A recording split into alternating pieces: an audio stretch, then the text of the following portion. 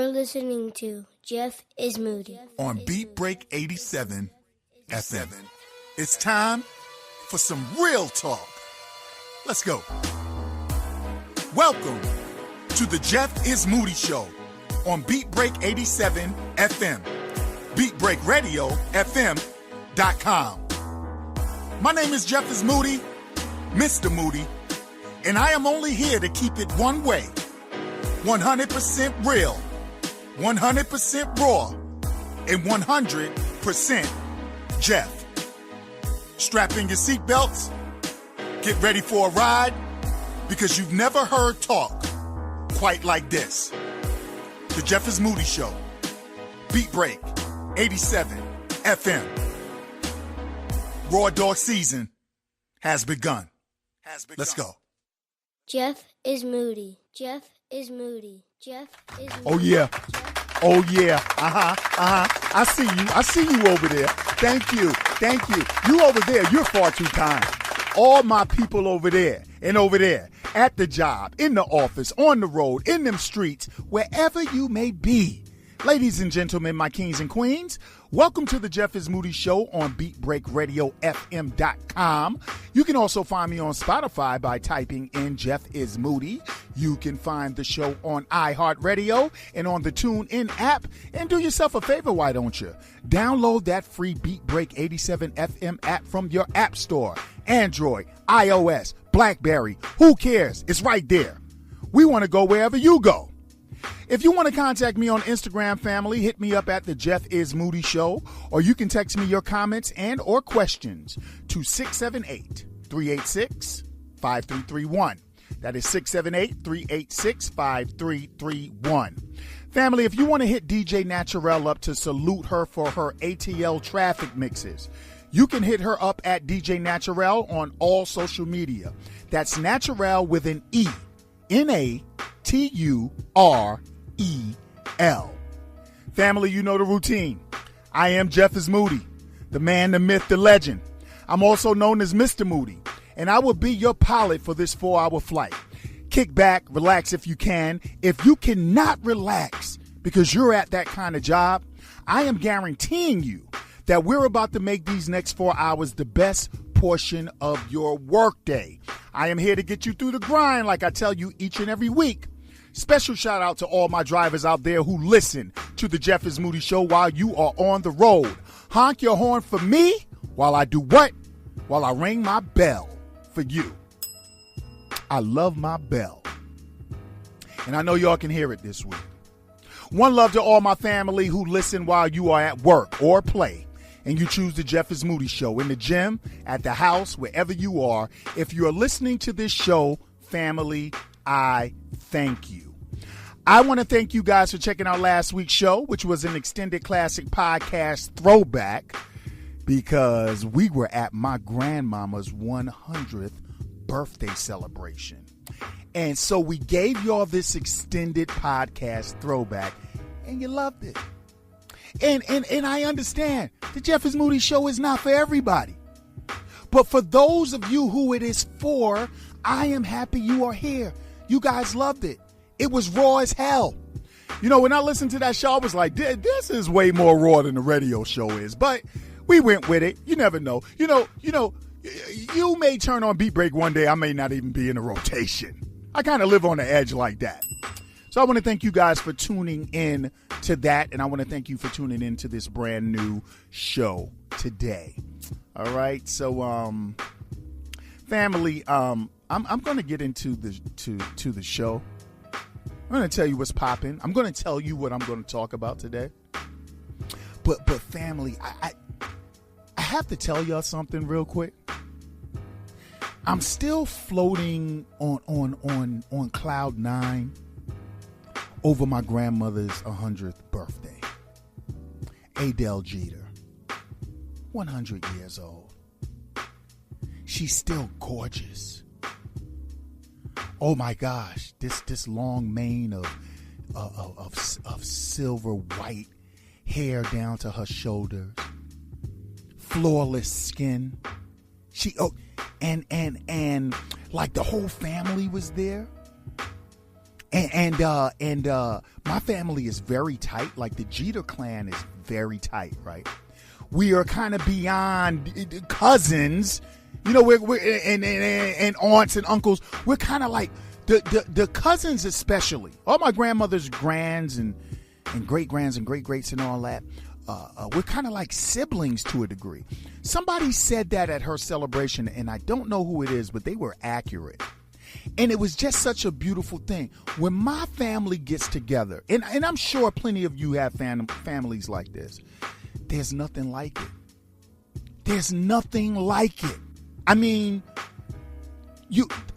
the genuine love from the oldest grands to the youngest babies, when you get into that environment, it is love. Do any of you have families like that? If so, let me ring the bell for your family. Damn, family is important. And I'm going to tell you something.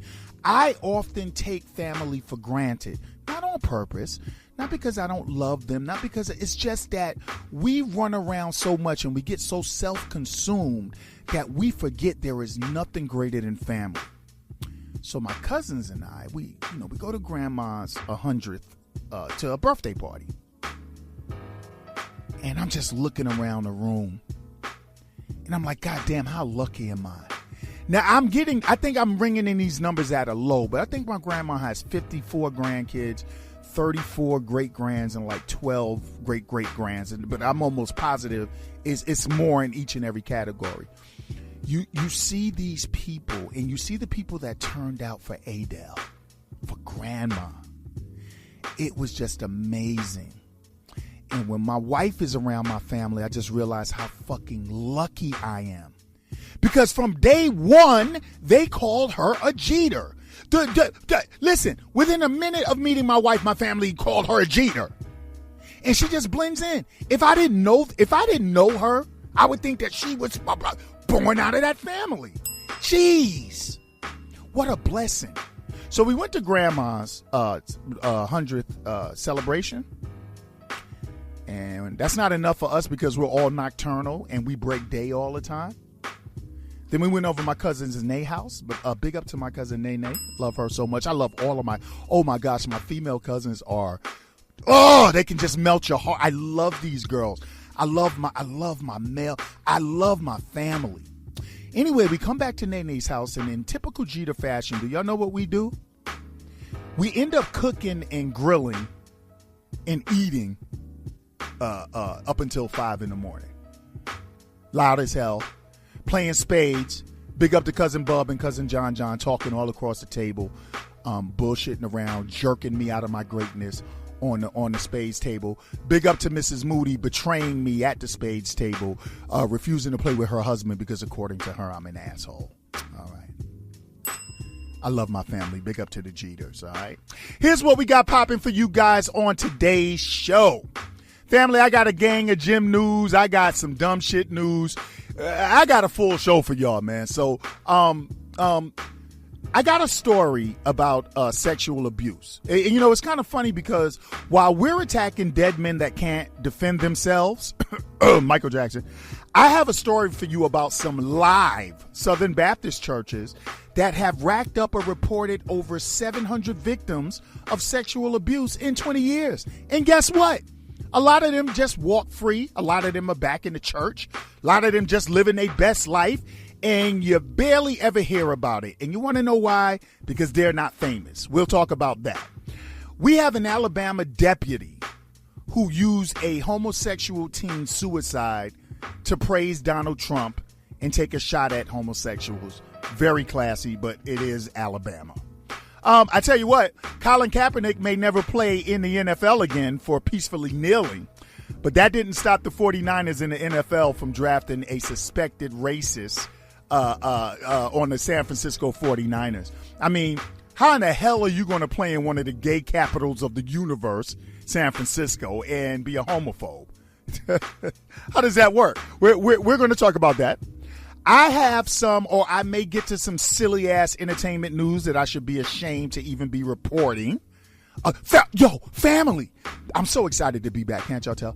Listen, we have condoms. They're working on a condom that changes colors to detect STDs. Hey, if you touch a coochie or you put it on and when your body fluid touches it, the jig is up. For all of you walking around passing out the herp and the chlamydia and the guy and all that, and the HIV and all that, the jig is about to be up. Y'all know I got to talk about that. We have random thought and comment time. Now, I do have a long random thought and a comment, okay? We have Just Ask Jeff. We have the FB post of the week. And y'all know I don't get deep into a show until I do what? That's right. We got that moody motivation for y'all because everybody needs to know that they have the potential to be great. We have a classic podcast replay for you, and from 5 to 6 p.m., 5 or so, it's the ATL Traffic Mix with the beautiful DJ Naturel. After my show, family, please, after DJ Naturel, I need y'all to hang tight. Next week, we got a brand new product coming between 6 and 7. I'm going to talk about that next Monday because they premiere next Monday. But do me a favor. When the Jeff is Moody show is over at 6, hang around Beat Break until 7. And check out my man Mario Watts in the Random Select podcast from 7 to 9 p.m. EST. Speaking of great podcasts, for those of you that are now tuning in to me from 2 to 6, I hope you enjoyed the beautiful Kia Baxter and Level Up from 10 a.m. to 2 p.m. Yes, I rep that Beat Break machine. All right, y'all. So, fam, before we go into break, I just got to tell y'all, I really do appreciate this love. I'm a risky show. You know, Sean Garvey, he took a risk. You know, when you deal with me because I'm unbridled and I'm not concerned with what people are thinking, and I can't really be bullied or intimidated, and I don't give a fuck about being liked or anything like that. I just do me full-fledged, passionately. You're taking a risk because I'm liable to break some kind of rule each and every time that I broadcast. But Sean decided to do it. I decided to give it a go, and here we are. We are cooking this spring and summer, family. I got treats for y'all. I got delights for y'all. The Jeff is Moody show is going to be cooking. DJ Naturel is going to be cooking. And I may bring that podcast back earlier than y'all think. I don't know. All right, family. Listen, it's a packed brand new show, as is the normal. So get ready for the most 100 show on radio, because Verbal Raw Dog season has officially begun. It's the Jeff is Moody show on Beat Break 87 FM. We'll be right back.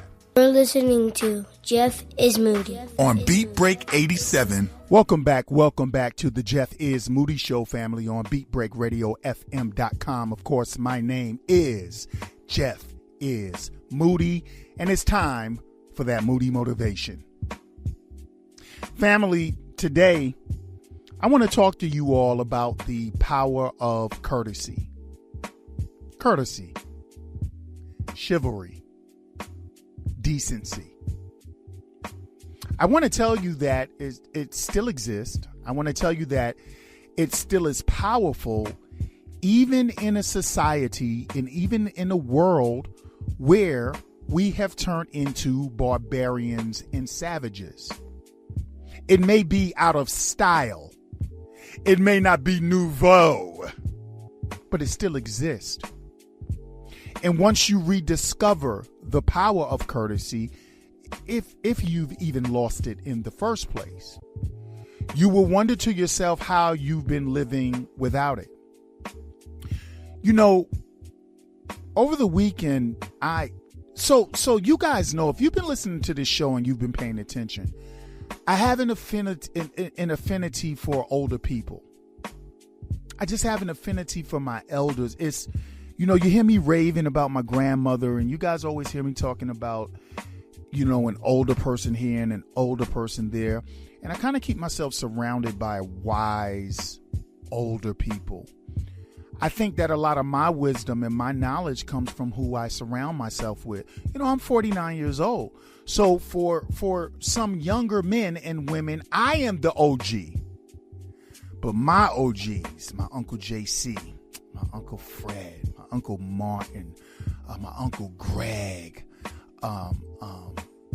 just so many people, older guys in their 60s and 70s that have always steered me right and always raised me right. When I look at them, I always want them to feel well and feel secure when they see me. You know, something that always kind of hurts me, family, and I'm going to be really honest with you guys. Have you guys ever been out and about and an older person has approached you, or you've approached towards the same direction as an older person, and you see them kind of clutch up or tighten up because they're older now? You know, they can't defend themselves like they used to be able to.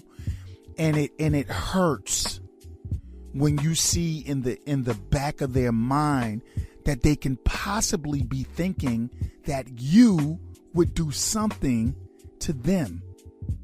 You know, that eats me up. And I'm a nice guy. Like, I'm a guy that if you get me the wrong way, I'll try to snap your neck. But for the most part, I'm a really mean looking character who's actually a very nice guy. Over the weekend, I was going into a Kroger. I had just left the gym. I needed some beer. And, you know, I stopped at a Kroger. And probably 100 feet behind me was an older lady pushing two of the tiny carts. You guys know the little tiny carts that a lot of places have now, not the big one, the tiny cart. So even though she was very far behind me, she was visibly crippled is not the word, but she was walking with a limp because she had a cane, but she was pushing these two carts. Even though she's behind me, even though the doors are automated, right? They open and close upon the detection of motion. That's what we've had to come to nowadays. You see, people forgot how to hold doors open and stuff, so they had to create doors that open when they detect motion, because you can't depend on mankind to show courtesy. Anyway, family, as this older earth was walking towards me, I literally stepped to the side and waited for her to get there so she can go in before me. Now, I just thought about it. Maybe it wasn't 200 feet. I think that's a little excessive. Maybe she was about 70 feet behind. I think 70 feet, as I recollect, because I don't want to mislead y'all. I think 70 feet is a little more accurate. And so she walked by, she says, thank you. Older people, they always call you baby or son. Y'all ever notice that? Even if they don't know you. She said, thank you, baby. And she walked by and I said, are you using this? Or she says, no, I'm just putting it back. They got the corral full, so I need to exercise. I'm just putting it back. I said, okay, I got it for you. And I grabbed it. And she looked me in my face and she says, thank you. You know, I feel safe around you. And she walked off. Oh, no. I told her thank you and I said, have a good day. She says, you too, baby. And she walked off. Beautiful queen. And I thought about it. Thank God for still giving me the power of courtesy and chivalry and human decency. You know what I said about those doors, how the doors, they open by themselves now? Y'all know we got toilets that flush themselves because you can't depend on mankind to flush. Because mankind doesn't think about the person coming behind them. That's the problem with our society. That's the problem with how we're living nowadays. We don't care about who's coming behind us. So we lose power. So you see people in the streets. You see car accidents and you see arguments all over the place. And it's usually over issues of courtesy. You may see a fender bender where one person was trying to work in and another person was like, I'll be damned if you get in. I'll be damned if you get in. Instead of just saying, hey, come on in. Hey, listen, what's a car length, right? What's another car in front of me if I'm in traffic anyway? So the one car is trying to stop the other car, and the other car is going to force itself in, and it's a fender bender. Sometimes people ruin their cars over that. They raise their insurance premiums. Sometimes people get into fights. Sometimes people die. They call it road rage. We have lost the power of courtesy. But I suggest that that's something that you find. I suggest that you do things that matter. You know, I have an affinity for old folks, and I don't really like humanity, but I'm still the man that my mother raised me to be. I'm a door holder. You know, I'm a habitual door holder. Whether it's an older person, a woman, a man, it doesn't matter. I'm a person that holds a door. I'm a person that when I see my brothers in the street, white brothers, black brothers, whoever the fuck, I am one of those guys that I'm kind of like, what's up, brother? How you doing today, man? Have a good day, bro. Enjoy yourself. And you know what? I bumped into some people that look just as mean as I look. And I bumped into some heavily guarded people. And when you open up the power of courtesy to them, it is a defense breaker. I've had guys that looked at me aggressively, probably thinking they have to look that way because I look so aggressive. And I walked by him and said, what's up, my brother? How you doing today, King? Oh, I'm straight, man. How you doing, bro? Man, I'm good, man. Man, you sweating like hell. What you doing in the gym today, man? Don't know him from a can of paint. Break into a conversation. The power of courtesy. The power of holding a door. The power of saying thank you. Just human decency. Flushing the toilet and not peeing all over it or leaving tissue all over the floor because you know someone is going to be behind you. Parking in a parking spot and making sure you're straight and not taking up two spaces because you know someone is going to come behind you. Not parking in handicap when you're not handicapped. Saying thank you, saying you're welcome, saying good morning, saying good evening. Family, I'm asking you today to rediscover the power of courtesy. It doesn't mean you're letting anybody push you around. It doesn't mean that you're being taken advantage of. It just means that you understand what true power is. In a dog-eat-dog world, I tell people I let dogs eat dogs. If it comes to my survival and my physical safety, I will body almost any human being on the planet. But when it comes to progressing humanity and the love that we're supposed to have and share for each other, I'm all about that. Family, today, if someone is kind to you, say thank you. Family, today, be kind. Family, today, think of who's coming behind you. Family, today, hold the door open. Whatever you do and however you do it, family, use the power of courtesy. Moody Motivation, y'all. We'll be right back on the Jeff is Moody Show. You're listening to Jeff is Moody on Beat Break 87. Welcome back, family. Welcome back to the Jeff is Moody Show on BeatBreakRadioFM.com. Beat Break 87 FM. Get that app. Android, iOS. It really doesn't matter, man. You could be listening to me right now instead of waiting. You know, get it now. We want to go where you go. Family, before I get into, listen, I know you guys are used to me doing gym news on segment 3. I understand that. But I really want to get this random thought and comment off my chest. So I'm about to do random thoughts and comments. It's the Jeff is Moody Show. Y'all know I kind of go to the left a lot or the right a lot of diet or whatever y'all call it. All right. So I need to do that. But family, before I do that, I do want to tell you guys, please think about the power of courtesy that I talked about on Moody Motivation.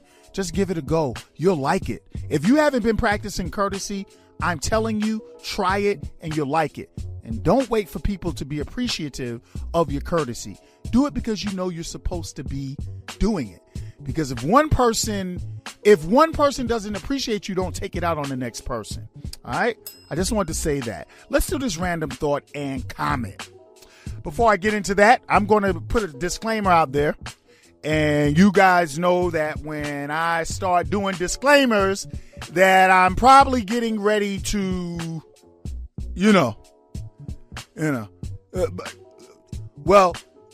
okay. All right. So you've been listening long enough to know I'm a little off, a little bipolar, right? Okay. I try to stick to the script. Try to watch my mouth. I try not to say certain words, because I understand we got sponsors and stuff like that. And the Jeff is Moody Show is hot as shit, but still at the same time, sometimes I do habitually line step. I'm a habitual line stepper. I understand it. I need you guys to know that I'm not trying to purposely be a provocateur. That's not the thing. I'm just being Jeffrey. That's all I'm doing. All right. With that being said, I do need to tell you that the opinions of Jeff is Moody do not necessarily reflect the opinions of Beat Break 87 FM and its sponsors and affiliates.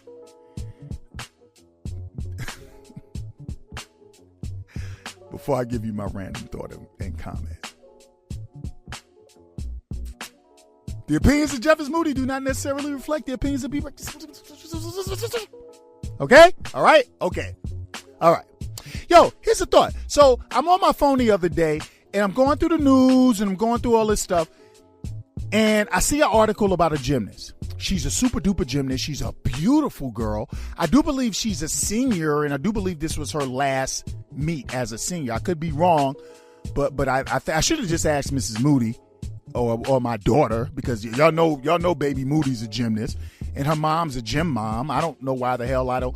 As a matter of fact, why don't I have Mrs. Moody on this segment? Did you guys not love her? Oh, man. Anyway. So Caitlin Ohashi, she is out. Wow, she is talented. She's a UCLA gymnast, and I'm pretty sure that she's a senior. You guys can Google her or go on YouTube and put in Caitlin Ohashi. I think it's Ohashi. It's Katlyn Ohashi. She is outstanding. I mean, I know Simone Biles runs the gymnast world, but this girl is something else, man. All right, so she's from UCLA. And she took out the Michael Jackson portion of her floor routine so she wouldn't offend the sexual assault. She wouldn't offend sexual assault survivors. So she had some kind of Michael Jackson, some kind of Michael Jackson portion of her floor music. All right. I'm going to get around to why I was just thinking about this, okay? So she didn't want to offend sexual assault survivors. So fam, what I immediately started thinking, like I've always asked you guys, and I don't want to piss nobody off, but I don't give a shit, but I don't want to piss you off. Was Michael Jackson found guilty of anything? Okay, so I'm having a hard time understanding how nowadays you can just say somebody did something and they automatically did it. With you internet motherfuckers and you social media motherfuckers. I'll tell you about some stuff that I've been reading on social media, and like people are just stupid. And so she took it out. She took his portion out. And don't get me wrong, family. She has to do what she think is the right thing. But like I have been asking, what was Michael Jackson found guilty of? Has Mike been found guilty of anything, family? Like we know that he's been accused of everything. But what has he been found guilty of? And it's kind of like, just because somebody is found not guilty in a court of law doesn't mean they didn't do it. I mean, they found Donald Trump not guilty of collusion. We know the motherfucker colluded. He's a colluding kind of guy, at least in my opinion, right? So when you're clear to something, it doesn't necessarily mean that you didn't do something. But I'm just saying, I don't know what Michael Jackson ever did besides people saying he did stuff. I don't know what he ever did that was... He's not R. Kelly. He doesn't have stuff on videotape. He has a bunch of people saying he did things. And let me tell you all about these industry people. Okay, the industry work two ways, right? industry people either really know what's going on or they're worse than people on social media. Industry people gossip more than you guys do. They're more bitch made than a lot of you bitch ass niggas out there are. And industry people, they're just as susceptible to gossip and rumor as you are. So don't think just because somebody is in the entertainment industry that they're accurate in everything with what they're saying. So when the young lady took his music out, I was like, well, I understand it because you don't want to offend anybody, but at the same time, didn't you put his music in there when he was already an accused pedophile? Because you're in college for 4 years, right? Michael Jackson was going through all this stuff many years ago. It just makes me, I just wonder,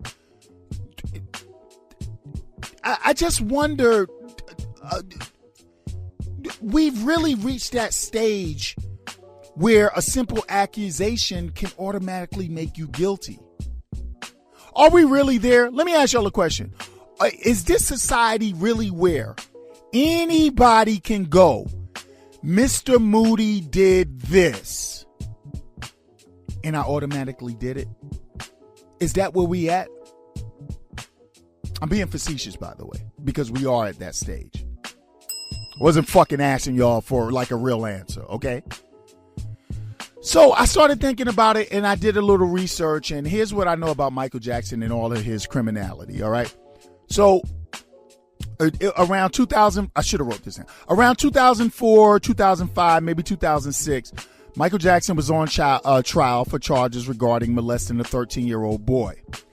Now, Jackson was indicted for 4 counts of molesting a minor, 4 counts of intoxicating a minor to molest him, 1 count of attempted child molestation, 1 count of conspiring to commit extortion and child abduction. He pleaded not guilty to all counts. The trial spanned for roughly a year and a half. And from his arraignment on January 16th, 2004, this young lady was not in college yet. From 2004 to June 13th, 2005. She wasn't in college yet. What I'm saying is, by the time she put Michael's music in, he had already been accused of some shit. But then she took it out when the documentary came out. I guess that kind of confuses me. Yo, Oprah, salute. What up, Oprah? How you doing, Oprah? What up?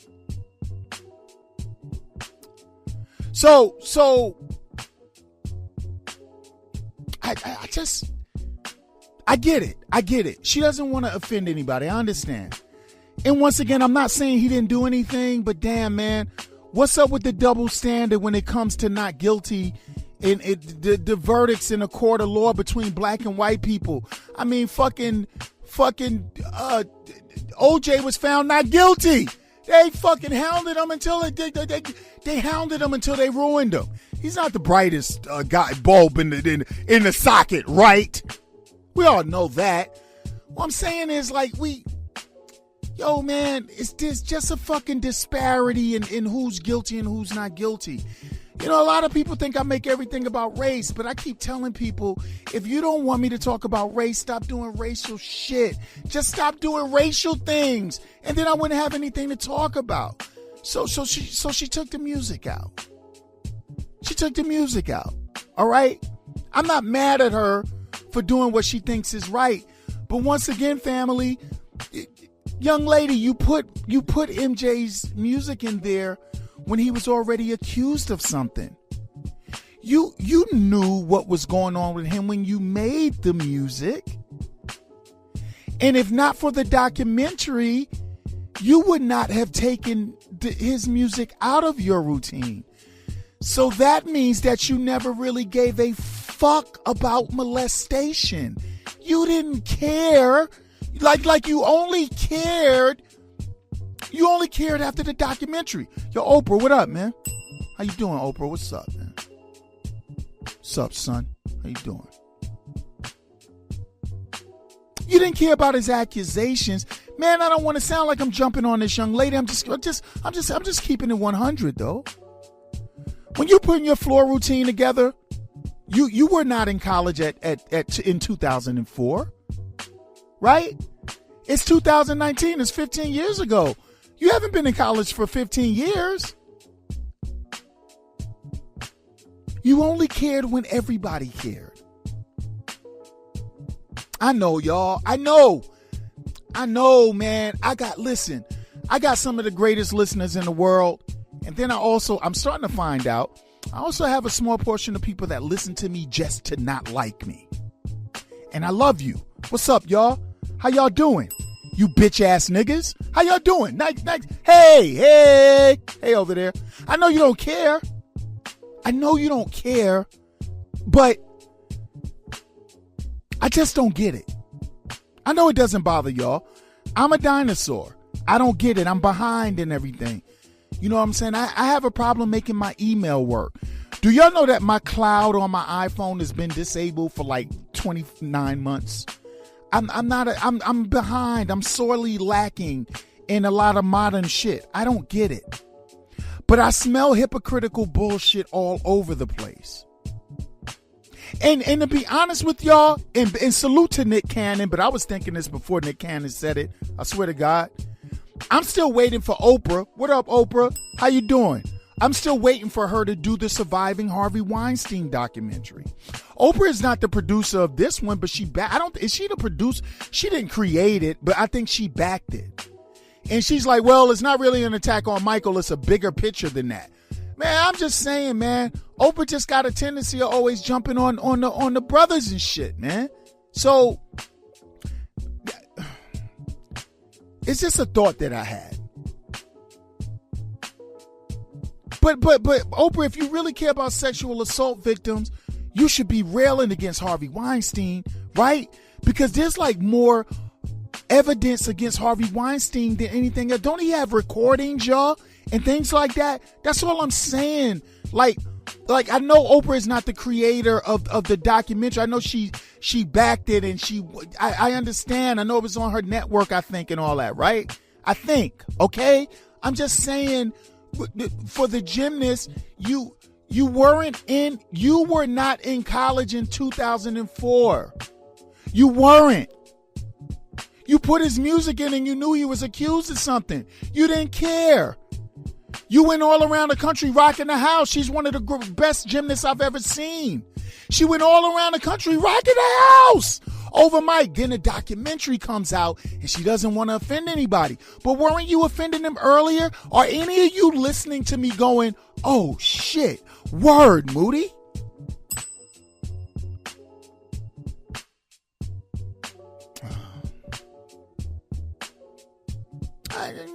I'm saying Oprah. I'm just saying with Harvey Weinstein, like, are we going to get a surviving Harvey Weinstein? We got to survive in R. Kelly. We got to survive in Neverland. We need to get a surviving Harvey Weinstein. I know that's her buddy. I know that's her white male buddy. He has some pretty strong evidence against him, and he's powerful, you know. But it doesn't matter to y'all. I get it. Everybody can be a hypocrite. I understand. Okay. It was just a quick thought. Hello? Hello? Hey, y'all still there? Because I know talking bad about Oprah is a fucking death blow to your career. Listen, Oprah can make motherfuckers' careers disappear at the snap of a finger. And I'm a motherfucking low-level broadcaster. But I can't help it. You know, I'm not much of an ass kisser, and I don't like bullshitting around. I just have to be honest. It's not like I don't think my show would, a lot of people say crazy shit because they really don't believe in themselves and they don't think they're going to get to a certain level. I believe in myself wholly. I'm just saying, like, that don't strike nobody else as weird except me. You don't really care. It's like with R. Kelly. Y'all don't care about men fucking little girls. You don't care. You only care when it's celebrities. You don't care. Me Too doesn't care. Me Too gives a fuck. Me Too is a movement that's been hijacked by a group of women that give a fuck fuck when something happens to women and black women in particular. If it ain't popular enough to get them motherfucking notoriety, they don't go for it. Or publicity, they don't care. You guys don't care. If you cared about child molestation, you would have been on social media. You'd be on there every day because children get banged by adults every day. I'm going to talk later on in the show about a church that has like over 200 victims. Or 70 victims. You guys don't care. If you're still there. Yeah, I know saying open name is not. Yo, the opinions of Jeff is Moody do not necessarily reflect the opinions of Beat Break 87 FM. They don't. It's just me. I know. Could be my last show again. Y'all know for the last 12 or 13 weeks, I've been doing my last show every week. Because you never know. It's a good thing for me. I don't give a fuck.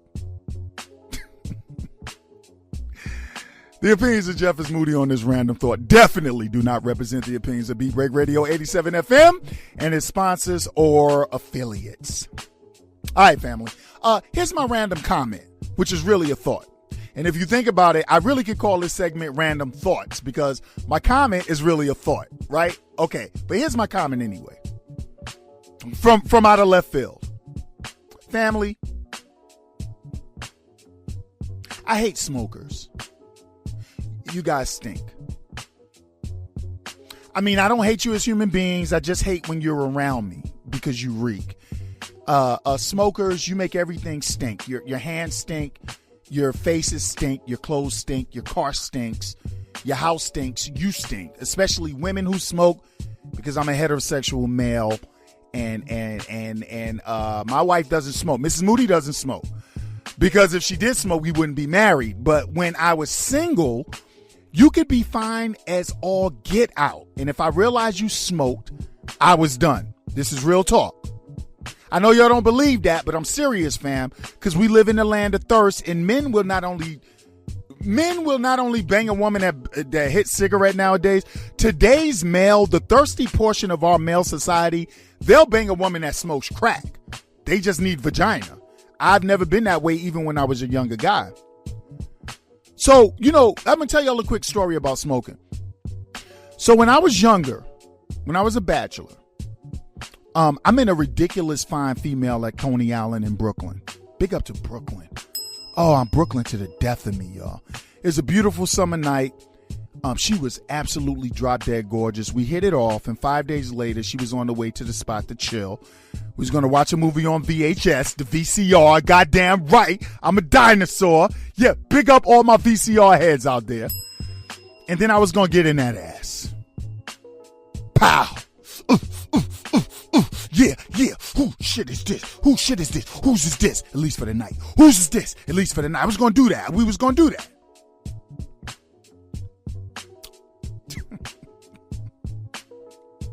Anyway, she got there, and as soon as her fine ass got out the cab, she took a cab. I smelled cigarettes.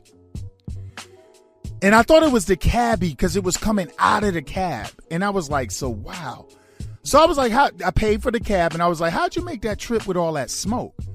And she was like, what smoke? I said, the cabbie was smoking, right? She was like, no, that was me. I quit smoking a month ago, but I'm so stressed out with school. She was in school and all that. She was like, I fucked around and started smoking, smoking cigarettes again. So family, this chick was straight up Boricua. This chick was J-Lo. This chick was like J-Lo when she used to dance for In Living Color. I rang the bell too early, but double ring. Shit. Y'all remember that shit when J-Lo danced for Living Color? She was that. And I didn't recognize it when she meant because at that time, I guess she wasn't smoking. Or maybe she was, but when we met, I didn't recognize it. But now I smelt the cigarette and she stank. So fam, this is a true story. I literally told her, I don't fuck with smokers. Like literally. Like we still outside. We still chilling. And it's a beautiful night. And she had a little attitude, but she also saw a little bit of humor in that. And her attitude wasn't like vicious. It was just a low-key attitude. And I told her, yo, it's nothing personal. Like, we've been hitting it off for the last couple of days. It's just that I'm just really sensitive to cigarette smell. So this is real, family. So we ended up sitting on the stoop, eating Chinese food. This is like 1988 or 89. Eating Chinese food, drinking 40s and wine coolers, and we was laughing and joking around. She was mad cool, mad fucking cool. She did make it upstairs to see my spot, but we kind of went upstairs, we talked a little bit, and then it was a nice night. Yo, I know wherever you from, y'all guys have nice nights too, but a New York City summer night, oh, if it's not too muggy outside, oh, family. So we just ended up, I directed everything back to outside. So we went back outside, we chilled, we walked around, we went to Kingston Park, it was in Bed-Stuy. We went to Kingston Park and all that, and we chilled. We ate our Chinese food, 4 wings, fried rice. We did all that on the stoop. We was just chilling, man. We really had fun. We had a good night, but we never made it back up to my spot to do the do. It's a true story. And we stayed cool all summer.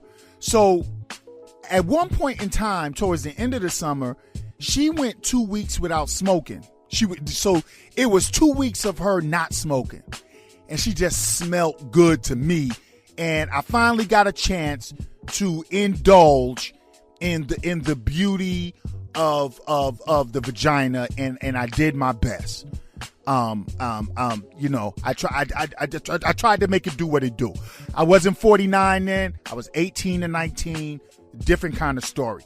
Nowadays, in the sack, to be honest with y'all, as I get ready to habitually line step, my penis is kind of like an NBA veteran. My penis has been in the league for 30 plus years. I just don't got the same ups I used to have. You know what I'm saying? I can still hit a jump shot now and then. If you give me the lane, I may catch a dunk. I'll barely dunk it. But at 49, I definitely am not fucking with what I was at 18 and 19. Experience, yes. Stamina and Woody's, no. Yeah, I may not be back after this segment, folks. Anyway, yeah, we had fun.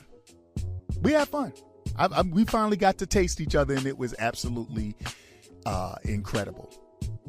So I hope that was my comment, but that was really a thought. But I hope I didn't offend any smokers, and that was my random thoughts and comments segment. Family, we'll be right back with J.I.M News right here on BeatBreakRadioFM.com, Beat Break Radio 87 FM app. Yeah, my penis is like an NBA veteran. You can put me in the game, coach, but can't give your ass 48 minutes like I used to. That's all I'm saying. We'll be right back, y'all.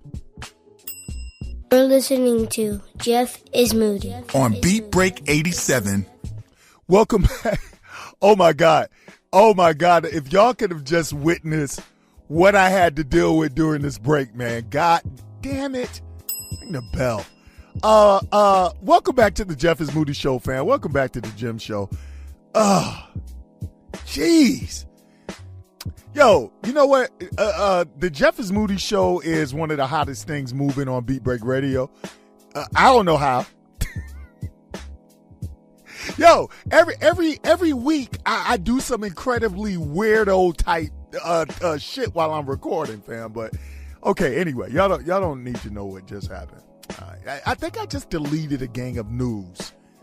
Oh man, jeez. How y'all doing? Let's get to this J.I.M News. Okay, so I have a subtitle for J.I.M News today. It's also I'm gonna call it J.I.M News. People I'd like to see burn in hell. Once again, the opinions of the Jeff is Moody Show do not necessarily reflect the opinions of Beat Break 87 FM. Yada, yada, yada. Okay? This is not Sean Garvey talking. It's not any of the shows or the sponsors or affiliates talking. It's Jeff. It's Moody. I'm talking. People I'd like to see burn in hell. Okay, let's do this real quick. An Alabama deputy is on leave for homophobic comments after a teen's suicide. Now I want y'all to think about this because he's not fired. He's on leave. But then again, we are talking about Alabama. Roll Tide. Check this piece of shit out. Alabama Sheriff's Deputy Jeff Graves was put on leave after writing that he was seriously offended by the LGBTQ movement following the death of 15-year-old Nigel Shelby, who died by suicide. The teen was being bullied for his sexuality, according to his mother, Kamika Shelby, who told NBC News he would tell me that kids would say things to him that would hurt his feelings. I didn't think it was as deep as things I'm hearing now. So a local news station posted about Shelby's death. You know, the young homosexual male who killed himself due to bullying. Oh my gosh, I've done so many anti-bullying podcasts. I hate bullies with a passion, but let's get in. Let's talk about this real quick, right? Because I got Jeff News here. I got more stories than this one. This sheriff's deputy, he's supposed to protect. He's paid by the taxpayers. He's supposed to protect the people. Check him out. He responded to the news station's post about Shelby's death by posting Liberty, Guns, Bible, Trump, BBQ. That's my kind of LGBTQ movement. Do y'all get it? LGBTQ, Liberty, Guns, Bible, Trump, barbecue. This is a person that is entrusted to protect the public. And he's on leave. He's not fired. He goes on to say, I'm seriously offended there is such a thing as the movement. Society cannot and should not accept this behavior. So Madison County Sheriff's spokesperson, Lieutenant Donnie Shaw, responded to Graves being put on leave in a statement which read, the sheriff's office holds all its employees to high standards, and the public can be assured that a thorough and complete audit will be conducted and appropriate action will be taken. Deputy Graves, fuck you. Die slow. Burn in hell. The opinions expressed on the Jeffers Moody Show do not necessarily expect. Okay. Listen. Once again, you remember me talking about courtesy and humanity, decency? That's why I keep telling y'all it's out the window. I understand that it's out the window. This is a guy, and y'all keep saying leave Trump alone. For those of you that do, what the fuck is wrong with you? This story is verifiable, by the way. Do your research. It's a real story. His influence of intolerance and hatred is all over with almost 50% of Americans. If you think America is not super racist and intolerant and bigoted, you are dead wrong and you're fooling yourself. This is an officer. How would he respond if a gay person or a black person or what? This motherfucker mocks the death of a child who took his own life from bullying by going Liberty, Guns, Bible, Trump, BBQ. But it is Alabama. Roll Tide. Burn in hell, you bitch ass nigga. Next story. What? What? Too much? Oh, that's too much, but he's not too much? Don't y'all get me to feeling some kind of way. Burn in hell. All right. This is from the Houston Chronicle. And it's called Abuse of Faith. Now, while we're talking about, we're bashing R. Kelly, rightfully so, to a degree, because I don't really care about R. Kelly and the grown women. I'm only disgusted with him for the children. He needs a dose of hell himself with the children. But while everybody is talking about Michael Jackson and R. Kelly, and you guys only get offended when you're told to, check this out. 20 years, 700 victims. Southern Baptist sexual abuse spreads as leaders resist reforms. 35 years later, Debbie Vasquez's voice trembled as she described her trauma to a group of Southern Baptist leaders. She was 14, she said, when she was first molested by her pastor in Sandra, a tiny prairie town an hour north of Dallas. It was the first of many assaults that Vasquez said destroyed her teenage years, and at 18, left her pregnant by the Southern Baptist pastor, a married man more than a dozen years older.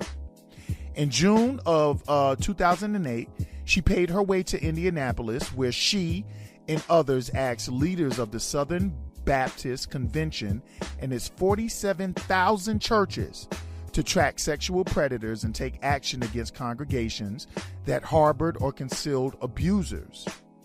Vasquez, by then in her 40s, implored them to consider prevention policies like those adopted by faiths that include the Catholic Church. Listen to what God has to say, she said, according to the audio of the meeting which she recorded it, so it does exist. All that evil needs is for good to do nothing. Please help me and others that will be hurt. Days later, Southern Baptist leaders rejected nearly every proposed reform. The abusers haven't stopped. They've hurt hundreds more. Okay.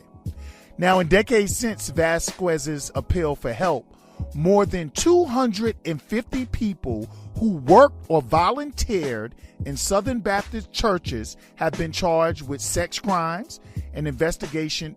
Okay, 250 people. Are y'all tweeting about this at the rate that you're doing it with Michael and R. Kelly? I'm just asking. No, you're not, because you don't give a shit. Okay, I'm just keeping it 100. I'm the 100 show. I don't want to not be honest.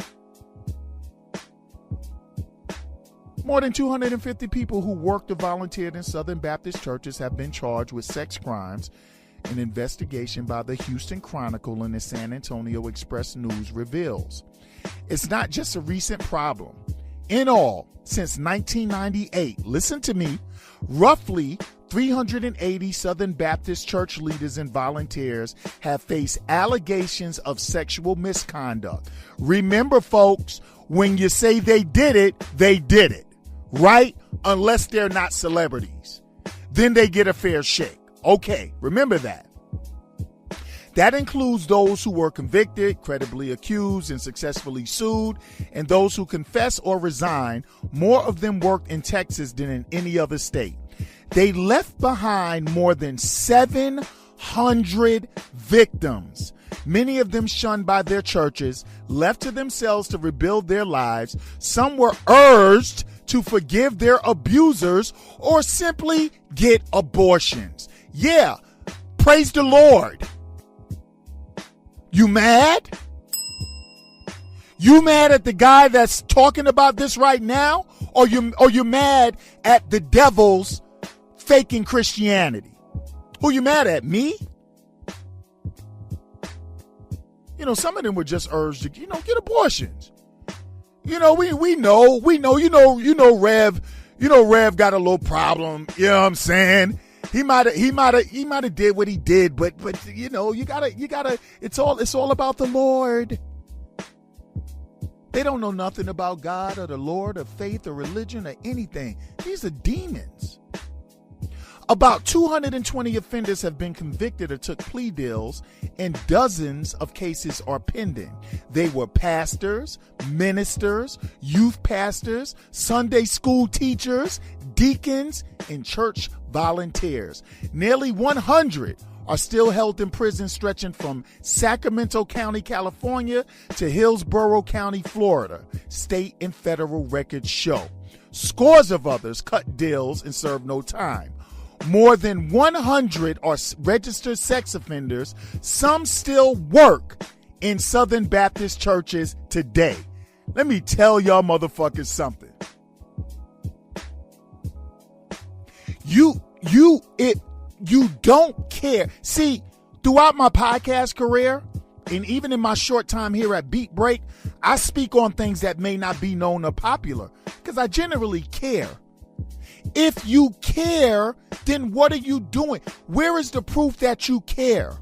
Because I only hear you guys talking about celebrities, even when the celebrity is just accused and there's no proof that he or she did anything. Wow. They did an investigation, and the investigation reveals that at least 35 church pastors, employees, and volunteers who exhibited predatory behavior were still able to find jobs at churches during the past 2 decades. In some cases, church leaders apparently failed to alert law enforcement about complaints or to warn other congregations about allegations of misconduct. So that's all I need to say on that. Listen, they showed the mugshot of some of these accusers, and I'm not saying because it's black or white. They are mostly white males with a scattering of black males. I don't see any women in there. I don't see any women in there. Maybe. I mean, they completely dismiss this. This is like a mafia chain. Like, y'all ignore the Catholic Church, y'all ignore the Southern Baptists. I'm just saying that people don't care about pedophilia. I'm just saying that people don't care about physical abuse, sexual abuse. I'm just saying you really don't care unless it's popular enough for you to get likes on social media. That's all I'm saying with the news. I want to see all those people burn in hell.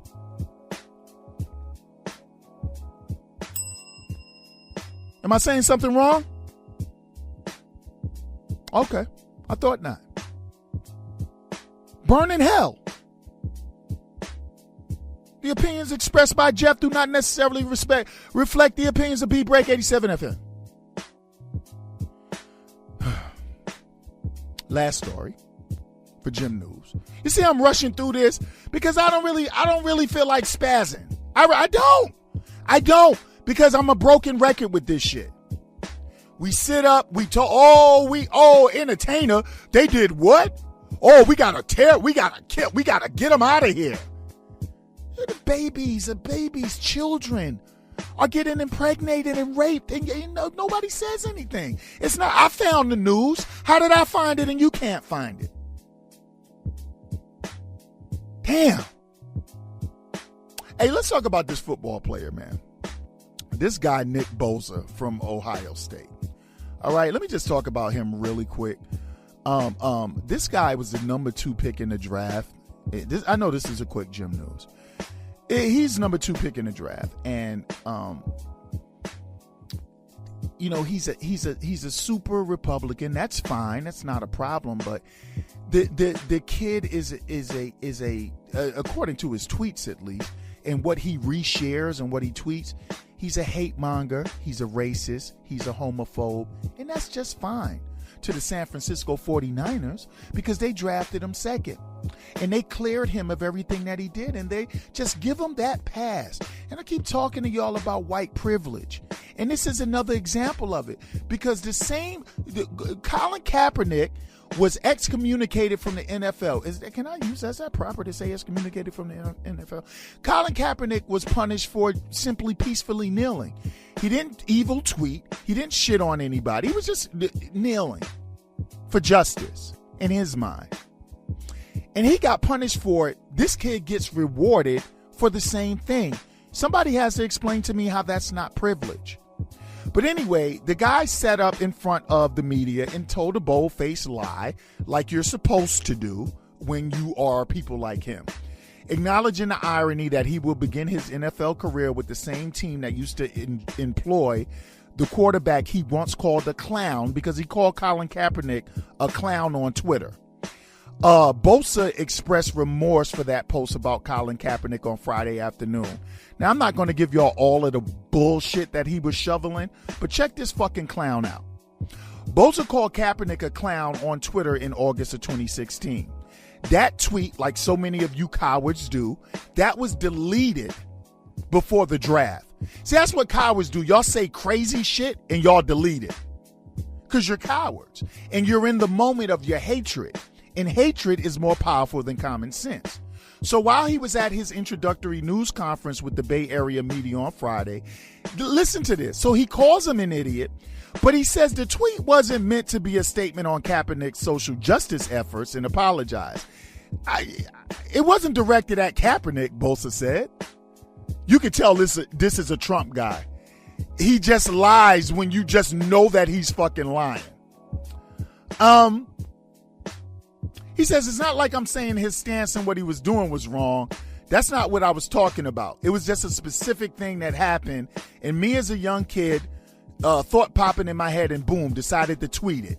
Bad decision. Till it was draft time. Because you didn't take it down till it was draft time. You fucking liar. So the 49ers, who I can't really shit on because the 49ers stood behind Colin Kaepernick. Ring the bell for the 49ers. The only problem I have with them, they stood behind Kaepernick. Not only did the 49ers stand behind Kaepernick, they donated $1 million to some causes, to trying to prevent social injustice. Kind of hard to get mad at them for that. But here, because they got a draft pick, they're saying, hey, we checked him out. He's okay with us. We realized the tweets, he was young. You got to excuse him. You got to da-da-da. You got to do, it was okay. He's a great guy. We talked to people. We did all this. We did all that. And he's all right. He's okay with us. And we're going to take him because at the end of the day, folks, what this shit really is about is winning football games. That's what it's about. And because you live in an America that heavily supports this kind of behavior, you're not going to get the backlash against Bosa that you got against Kaepernick, because America hates to acknowledge its wrongdoing. Am I anti-American? No, I'm more American than you fucking racists are. Get the fuck out of here. Burn in hell. Yo, fuck this kid, man. I don't, it's not just what he said about Kaepernick. They go on to say the picture that Bosa paints of himself on social media is that of an unapologetic conservative who stands firmly behind the president. But some of the controversy stems from his mostly critical posts being directed at high-profile blacks, including Beyonce. Beyonce fights for social justice. Jay-Z fights for social justice. Draymond Green fights for social justice. Kaepernick fights for social justice. This little cocksucker has a problem with people that stand up for something. So they said they'll stand behind this kid like they stood behind Kaepernick. It's like I said, it's hard to get mad at the 49ers here. But this is about football and it's not about shit but that. And the 49ers understand that a white male is not going to undergo the same type of scrutiny or the same, he's not going to be maligned like a young black male would do for just kneeling peacefully, quietly, just kneeling. He's going to get a different kind of pass. And you're telling me that the privilege doesn't exist. Well, how not? Prove it to me that it doesn't, because I'm proving to you that it does. Ring my fucking bell. Y'all hear my bell today? Do y'all hear my bell today? I'm going to get out. Look, I'm going to get out of this segment. But, this Bosa kid being a piece of shit racist, he didn't mean the damn word of any of his. I didn't read his whole apology because it's just bullshit. Like, he's bold-faced lying, and why would I'm not just going to lie to y'all like him. He didn't mean shit from that fake apology. But you know who showed him a lot of love? You got it. None other than Don Putin. Don the Con. Oh, tiny hands.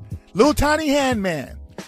Don Trump absolutely loves racists and hate mongers. He's proven that. There's no getting around that. This man cannot chastise white supremacy. He cannot chastise neo-Nazis. He's a white nationalist. He loves white supremacy. But our president, he simply adores people who hate other people based on religion, color, and sexual preference. Y'all can get mad at me, but I don't care. I'm just telling the truth. Turn the show off. I also don't care. I'm just telling the truth. Let me read Don's tweet. Don the Con goes on to say, congratulations to Nick Bosa on being picked number 2 in the NFL draft. Not number 1. The president didn't send the number 1 pick in the NFL. He didn't congratulate him. He was on his hate monger vibe at the time. He says, you're going to be a great player for years to come. Maybe one of the best. I assure you, he's never seen this kid play football a day in his life. Big talent. San Francisco will embrace you, but most importantly, always stay true to yourself. Make America great again. Hey, way to go, Donnie. Way to go, Donnie. Listen, y'all motherfuckers can get mad as me as you want to when I talk about white privilege. I got too many people of all races, creeds, and colors that understand where I'm coming from, and they don't play the bullshit games you play. If you think white privilege is not real, you're full of shit and you're in denial. This is a night and day treatment. This is one guy that gets fucking banned from humanity for peacefully, quietly, respectfully kneeling, and this is another guy who supports bigotry and racism, and he slides with it. He gets a tweet from the president. President has never seen this kid play. You know, if Donald Trump says something, he's lying, and this kid is no different than him. Anyway, we'll be back with some dumb shit news, and to be honest with you, what I'm gonna read for the dumb news, it really isn't dumb. And then we have some Just Ask Jeff for you, fam. So it's the Jeff is Moody show on Beat Break 87 FM. Yeah, when I talk about shit like this, sometimes I get unhinged because I just get tired of the bullshit sometimes. I'm too straight up to do this shit properly. All right? Anyway, we'll be right back, man. It's the Jeff is Moody show. Fuck all. Everybody I just read a story about, burn in hell. Fuck you all. If I make it back with a segment, we'll continue the show. One. You're listening to Jeff is Moody on Beat Break 87. Ooh wee. Okay, I got some things straightened out. All right, fam.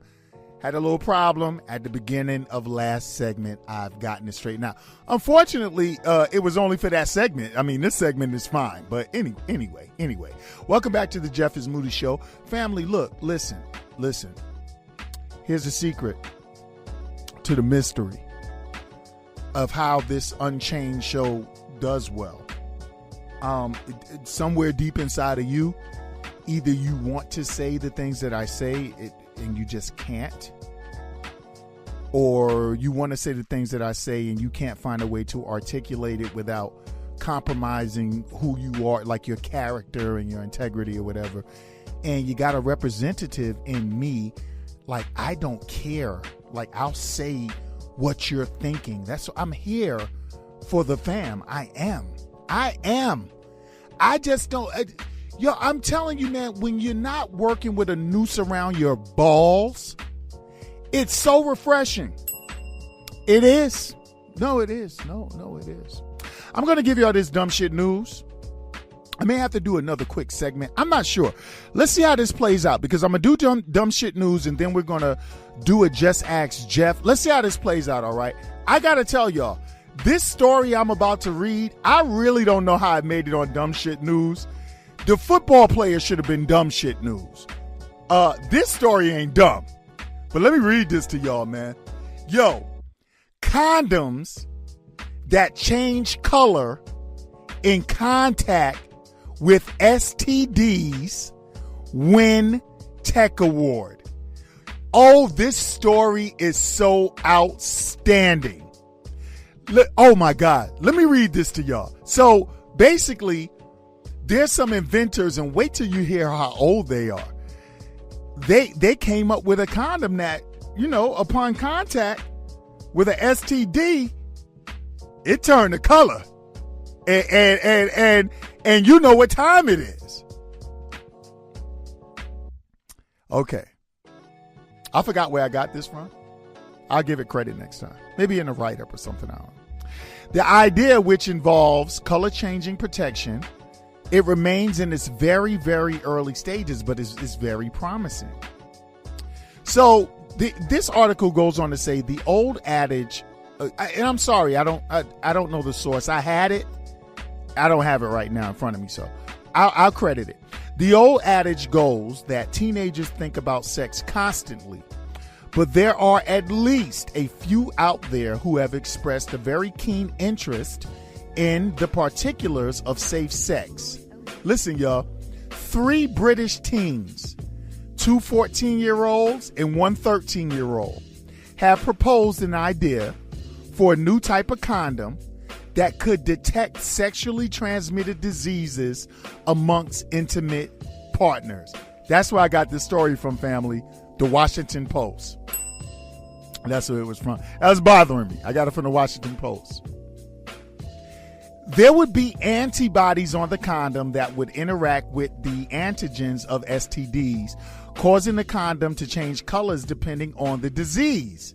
For instance, if the condom were exposed to chlamydia, it might glow green, or yellow for herpes, or purple for human papilloma virus, and blue for syphilis. There would be antibodies on the condom. The idea, however, is not without its imperfections. It seems unclear whether the STIs would be detected in just the user's partner or also the user as well. In addition, there's the awkward question of what would happen if the condom came into contact with 2 or more STDs. Not to mention the logistical difficulties of figuring out a way to determine the color with sufficient opportunity to make use of those findings. Nevertheless, if the teens are going to think about sex, it's tough to quibble with them spending more time thinking about ways to make it safer. Round of applause for these young men. Let me tell you something, man. I lost my virginity at 13. It's not anything I'm proud of. It did happen. Some days I have regrets. A lot of times I'm like, oh, you pimp. You pimp. Yep, 2 to 6. Monday through Friday. Jeff is Moody Show, 2 to 6. But you got to applaud these guys. Now, a couple of things that they're talking about in this article, we don't really give a fuck. Like, they're talking about, will it be able to, they're worried if the guy with the condom, will it glow if he has a disease? Well, he has a condom on. They're worried about all these logistics. Here's the bottom line. If the fucking thing changes colors, you with somebody that got an STD. And, oh my gosh, that's plain and simple. I love this. Yo, I gotta apologize for this being in dumb shit news, y'all. This isn't dumb shit news. This is awesome. Can you imagine, family, the conversations that will go down when these condoms start changing colors in the bedroom?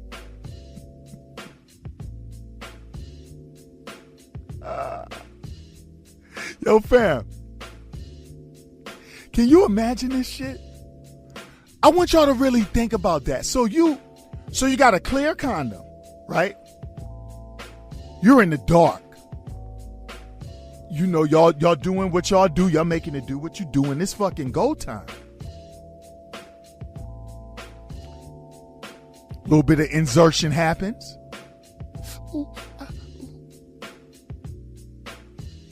And the condom light up. Yeah, y'all heard my insertion. Y'all heard my insertion noises. Nobody heard. Y'all ain't catch that. I said, ooh, ah. You know. Oh God. Yo, so but you insert and the condom starts glowing. Can you imagine the conversations that will ensue after this insertion? Especially if you're sleeping with someone that was trying to hide a disease from you, right? Some of those more stronger diseases that when they come on, you know you got it. I would think that would be like herpes. You think somebody that may have HIV or gonorrhea or syphilis, or, you know what I'm saying? Like the things that burn or put warts on you or whatever. Imagine when that person inserts in you. in the condom glows. Yo, I would love to be a fly on the wall. Because ladies, let me ask y'all a question. How fucking furious would you be if you were with a dude and he put on this color condom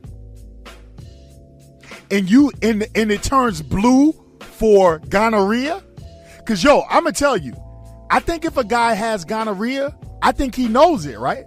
Doesn't gonorrhea burn, y'all? I heard the old dirty bastard say, burn like gonorrhea. Gonorrhea burns, right? Yo, all my people with gonorrhea, throw your hands, wave them in the air like you just don't care. Yo, hit me up, 678-386-5331. Let me know how much gonorrhea burns. You love me for a reason. Yo, this is a real story. Yo, I'm never giving y'all fake stories. So listen. Can you, ladies, what would be the conversation when this condom starts glowing? Fellas, what would be the conversation when you put your shit in and she has herpes? She has gonorrhea, syphilis, HIV. Like, can y'all imagine these conversations? Now, if you're at work right now, or if you're in your car right now, or if you're with anybody, or even if you're by yourself, I need this to be a topic of discussion at the dinner table. I need you guys to tell me how would you react? Because I'm going to tell you, me being a fucking super germaphobe and a health hypochondriac, I would lose my mind. And as much as I don't condone putting your hands on women, oh my gosh, let me tell y'all something, man. If you know anything about me, you know I don't condone putting my hands on women, but I gotta keep it 100. Bitch, let me stick my penis in you and that shit turn a color. Yo, we fighting. We fighting, son. The only way we not fighting is if it's proven that you didn't know that you had some shit. But then I'll be looking at you like, ew, you nasty. Give me my dick back. Oh, yeah, boy, I'm telling you. Oh, yeah. Yo, what if the condoms change colors for everything? You know, like, what if they change colors for everything, fam? Like the dude that's been lying about how much he makes to get some ass. He lies about his salary and lifestyle to get some ass. He sticks his penis in, and the condom turns black. And Shorty's like, wait, hold on, man. I thought you said you make 6 figures. You lying. He's like, I'm not lying. Nigga, the condom just turned $15,000. The condom just turned $15,000 a year black. Get off me. Get out of my vagina, you liar. Hey, all my guys in ATL, no more lying about being straight when you're on the down low, fellas. The condom is going to turn fuchsia. Imagine that. So you're sleeping with men and then you're sleeping with unsuspecting women. And you put the condom in and it turns fuchsia. You're busted. I love this idea. These kids need a Nobel Peace Prize. Yo, fellas, what if a chick tells you she only got one baby daddy for her 3 kids when she actually has 3 baby daddies? And when you stick it in, the condom turns orange. I'm serious. Yo, all my studio guys that be lying so much about the work we be doing, fucking studio people are the biggest liars. The biggest liars besides politicians and well, nobody lies more than politicians. Biggest liars besides politicians, man, are studio people. You with Shorty, you finally gassed her enough to get some ass in it. Hey, I thought you said you knew Drake. Baby, I do know Drake. I told you I'm gonna introduce you to his peoples. You know, I'm gonna get you in the studio. Nigga, you lying. The condom. You lying to me. The condom turned yellow. You don't know Drake. Get your dick out of me.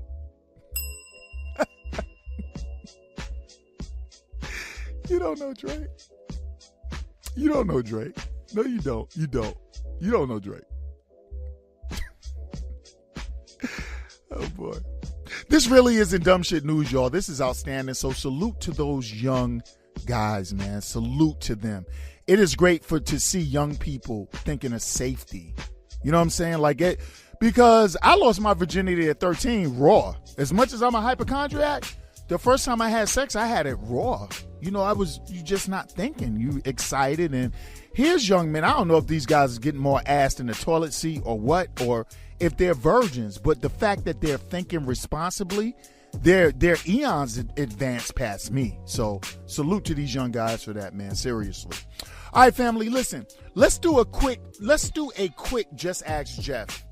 Right, and I think I have to come back with a quick segment because there's something I gotta read to y'all and explain to y'all on this show. All right, so let's do a quick one. Sabina, Sabina says, the relationship show was incredible. Thank you, Queen. It's funny though, you actually give better advice than the so-called professionals. LOL. I have a relationship question, and I know the show's over, but I hope you take it even though the show's past. What is the key to longevity in a relationship? I was listening to one of your shows, and you said you've been married for 20 years. I didn't even know couples stay together that long anymore, LOL. What's the balance in your opinion? Love this show. First of all, Sabina, Queen, thank you so much for listening and supporting the Jeff is Moody show. I haven't been married for 20 years. I've been married for 23 years. And I've been with my wife for 24 years. I think. She's going to punch me in the fucking mouth. I think I've been married 23 years. I've been with my wife for 24 years. I know I've been married 23 years because that's the last time the Dallas Cowboys won the championship. Ring the bell for fake dynasties. Sabina, here's a direct answer for you. The key to longevity in relationships is not being full of shit. There you go. Like you can sit on somebody's couch, or you can get a so-called expert and they can feed you a bunch of bullshit that they learned in school or some shit, or they read in a book or something. I could just tell you, I'm probably married longer than most of them. A lot of so-called relationship experts are actually single. Not saying that that doesn't make them relationship experts. I'm just saying I'd rather take my advice from somebody that live in the motherfucking shit rather than, that's just my thing. That's just me. Not knocking nobody. That's just me. Don't be so full of shit. Keep it 100. Tell it like it is. Don't pull punches. Honey, do I look fat in the dress? Yes. You need to lose some weight if you're going to be wearing shit like that. See, people tell you that that's the wrong thing, but it's not. It's not. People want you to be kinder and gentler because they want you to lie and they want you to pussyfoot around everything. Most of the time in relationships, when people ask you questions, they already know the answer to them. It's like a guy with a real little dick. Like penis. He may ask his woman, how was the sex? Babe, you feel that? And she's like, yeah, baby, that was good. And it may be good. But he may be hitting it going, yo, it's big? And she's like, yeah. Because she may be getting pleasured, but she don't want to break his spirit in mid-stroke. I mean, hell, I got skin thick as a cinder block. And you break my spirit in mid-stroke if you talked about my size, geez. Couples want to lie to each other, and people instruct you guys to lie and sugarfoot around. If you want longevity in a relationship, don't be full of shit. Because if you're straight up and you're about your shit, let me tell you something, Sabina. The relationship will dissolve or it will extend. That's why you come straight out the gate being 100. That's my advice. I don't direct people. First of all, I'm not. I joke around a lot about being a relationship guru. Actually, I am, in my opinion. But I'm not certified. I didn't go to school or anything, and I don't knock anybody who did. Do your thing. I just know I've been around for 20 plus years. married to the same person. Perfections and imperfections all around. Keep it real. Men and women don't like to hear the truth about themselves. But if you keep feeding the monster, then you're gonna your shit is gonna be miserable. Yo, how was that sex last night? Was it good, baby? Nah. I love you. I was pleasured, but what's up? It seems like you're not into like really pleasing me like you used to. Yeah, keep it 100. Do I look fat? Yes. Or no. Whatever the true answer is. Motherfucker cook something and put it on your plate and you can barely eat it. How's the food? Oh, this is delicious. No, say nah, this is not hitting. What did you do? I would tell your the story about the time Mrs. Moody made me French toast the first time she ever cooked for me, and I spit it out, but I don't have the time for that in this segment. I may have to come back with another segment. But let me tell you guys something. Keep it 100. Don't let people fool you into being full of shit. Relationships dissolve because there's two people or one person that's extremely full of shit. Be honest. That doesn't mean you wake up in the morning to disrespect someone or crush someone's spirit or whatever. It doesn't mean that you don't have to be tactical at points in times, but it means that when you're talking about crucial situations, Sabina, when you're talking about things that matter, by the way, you have a beautiful name, but when you're talking about, I think I know it's Sabina, but when you're talking about things that matter, when you're talking about things that can make or break a relationship, when you're talking about things that you need to improve upon, don't be sitting around somebody that's full of shit.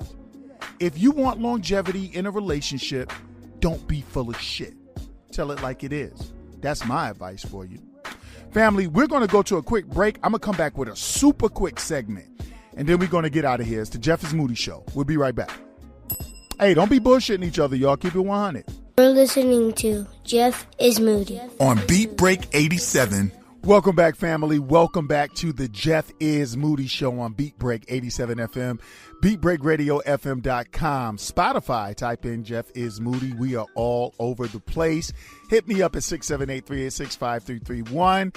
I have to get this extra segment out of the way, fam, because, okay, in my short amount of time, I have received the most incoherent I love it. Like this is an example of how much I love my listening family. But this has to be the most incoherent correspondence ever. And so I'm going to read this to you, but there's something serious that I'm going to get to real quick, but I got to read this to y'all. I was like, I got to read this to the fam, so I'm going to do it quick, right? So this is really a continuation of Just Ask Jeff, right? But let me tell you what I got. So from California, California area code, no name, but obviously listens to I guess used to listen to the podcast or whatever. Listen to this, y'all. Digging this podcast, Moody. It's not as raw as your other podcast, but it's still the realest talk out there. ? Props to you for shouting the lineup of the station out last week. I'm going to check out all the shows out. King. If you say they hot, they hot. All right, y'all. So, you know, that was cool. So I got that and I was cool with that and everything. So he or she goes on to say, I'm not going to even put this on one of my queens. Quick question. Y'all support each other, but how do you deal with fake snake niggas that don't support you back? I'm dealing with that right now. Niggas using my credit to shine, but don't shine me. Niggas using my credit to shine, but don't shine me back. I want to G off on niggas, but I be like, chill. Yo, wait, Moody, get your composure, man. Come on. Seriously, be professional, man. Niggas using my credit to shine, but don't shine me back. I want to G off on niggas, but I be like, chill. Like, how do you keep cool when you know they playing you out? Shit is real for real. Answer me back, man. For real, pimp. Yo, holla for real, because they out here doing what they do. For real, seriously, yo, for real. Holla back. I love the show. Holla back. Yeah. That's the craziest shit. And I know, and listen, man, I know I just got here. Man. And I know that I appreciate the family, but that shit is like, yeah, my man started off so smooth. He started off so smooth, and then it just went left. It just went left. My man said, yo, y'all support each other, but how do you deal with fake snake niggas that don't support you back? Question mark. I'm dealing with that right now. Question mark. Niggas using my credit to shine, period, but don't shine me back, period. I want to G off, question mark, on niggas. But I be period like you. Oh my gosh, I can't help it. Yo, I'm telling you, man. Yo, kid. So let me tell you why this is so funny to me. Besides, you won't understand it unless you read this shit.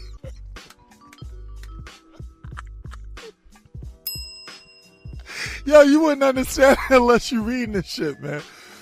But it's so funny because I hit him back and I was like, yo, what are you smoking? So I'm like, yo, what are you smoking? And he's like, huh? H-U-H question mark. And then I said, yo, man, what you on? Like, I see what you saying, but like, yo, what you hitting right now? Like, what are you blazing right now? I never got an answer back. And I love the listen family. And I don't know if I kept a listener or lost a listener. I doubt I lost one. But I had to pray because I'm reading this shit. I'm reading this shit and y'all are not reading this, man. I'm sorry. I'm reading this shit and y'all are not reading it. So, yo, to my man, yo, just deal with snakes. Don't worry about snakes unless they get close enough to bite you. First of all, make sure the people that are in your circle, make sure, see if they venomous or non-venomous, because a non-venomous snake, the shit may hurt when they get at you or whatever, but if they could do harm to your career, your advancement, you got to chop that head off. If they just talking shit and they harmless, it is what it is. Just keep a distance and learn how to manage them, man. So when you get back to me and we clear out, get a full question, I'm going to do that. But as far as support, yeah, I listed the shows from Beat Break because I like those shows. And on top of that, if I didn't genuinely like the shows, I would have still fed the machine. I don't expect support from any of them. I don't know any of them personally. Like, you know, they're not my friends. And that's not a bad thing. We haven't got to know each other like that. I love Random Select Podcasts. Sean Garvey is my little brother. DJ Rollum, that's my guy. His son does my post editing. Young Sean, you know what I'm saying? I like the health show with Joyce. I like Kia's show, but I don't expect anything back from them. We're not friends. And they have to, they're doing what they have to do to make it, and I'm doing what I have to do to make it. I don't mind shouting people out. It is what it is. So don't expect stuff from people. Just do what you do, man. But if y'all read that, y'all would have been bugging out. But just do what you do. People generally are good people. Just do what you do and don't worry about all that. But I wanted to say something real quick, family. I got something that I lost, and it was somebody that's in an interracial relationship, and I'm going to do a show about this. And they were talking about how they were sitting and they were being ridiculed. It's a white female and a black male, and they were being ridiculed by a table full of sisters, and like a brother that wasn't really saying nothing, and it was a sister that wasn't saying nothing, and two of them were just going in.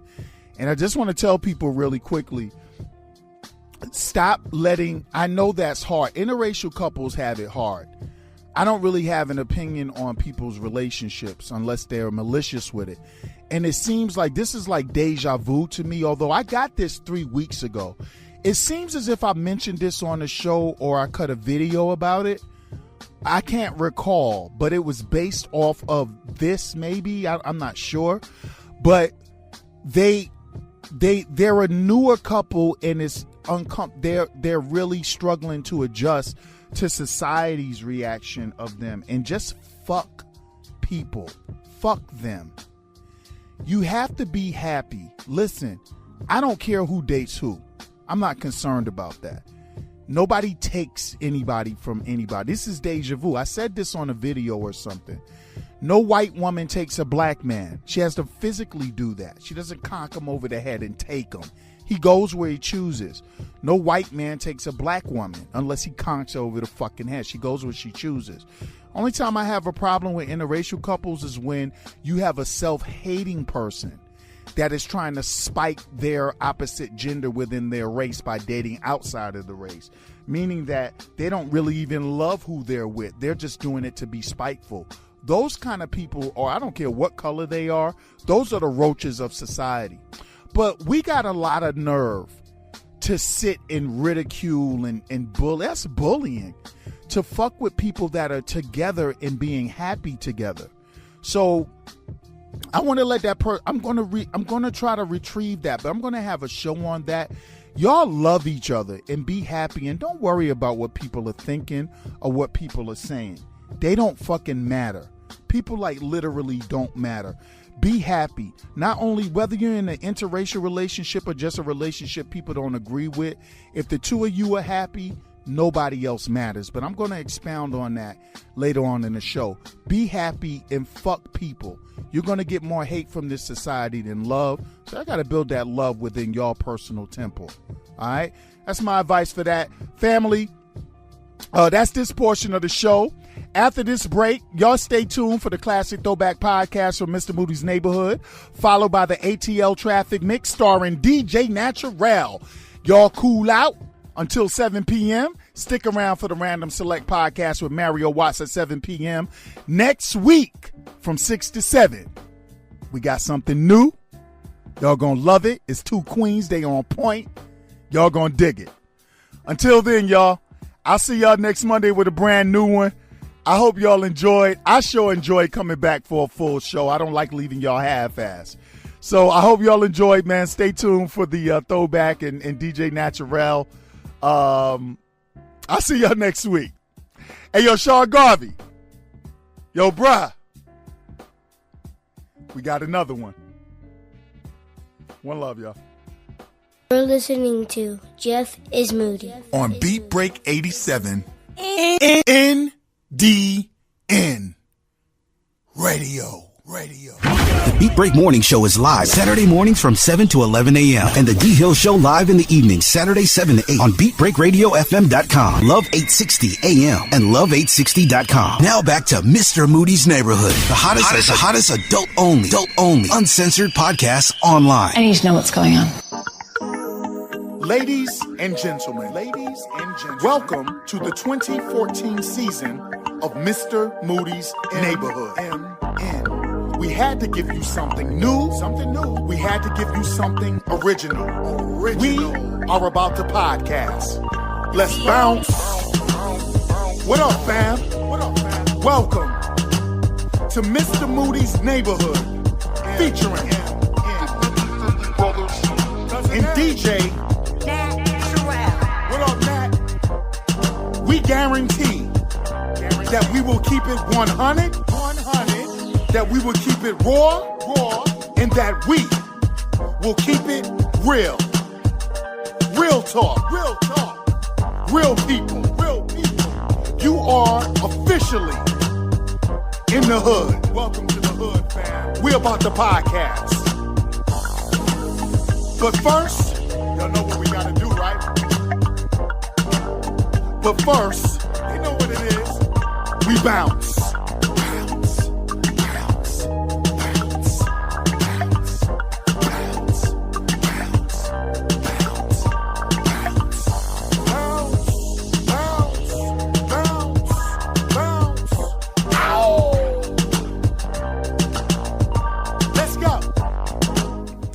Family, you already know what time it is. Welcome back to the hood.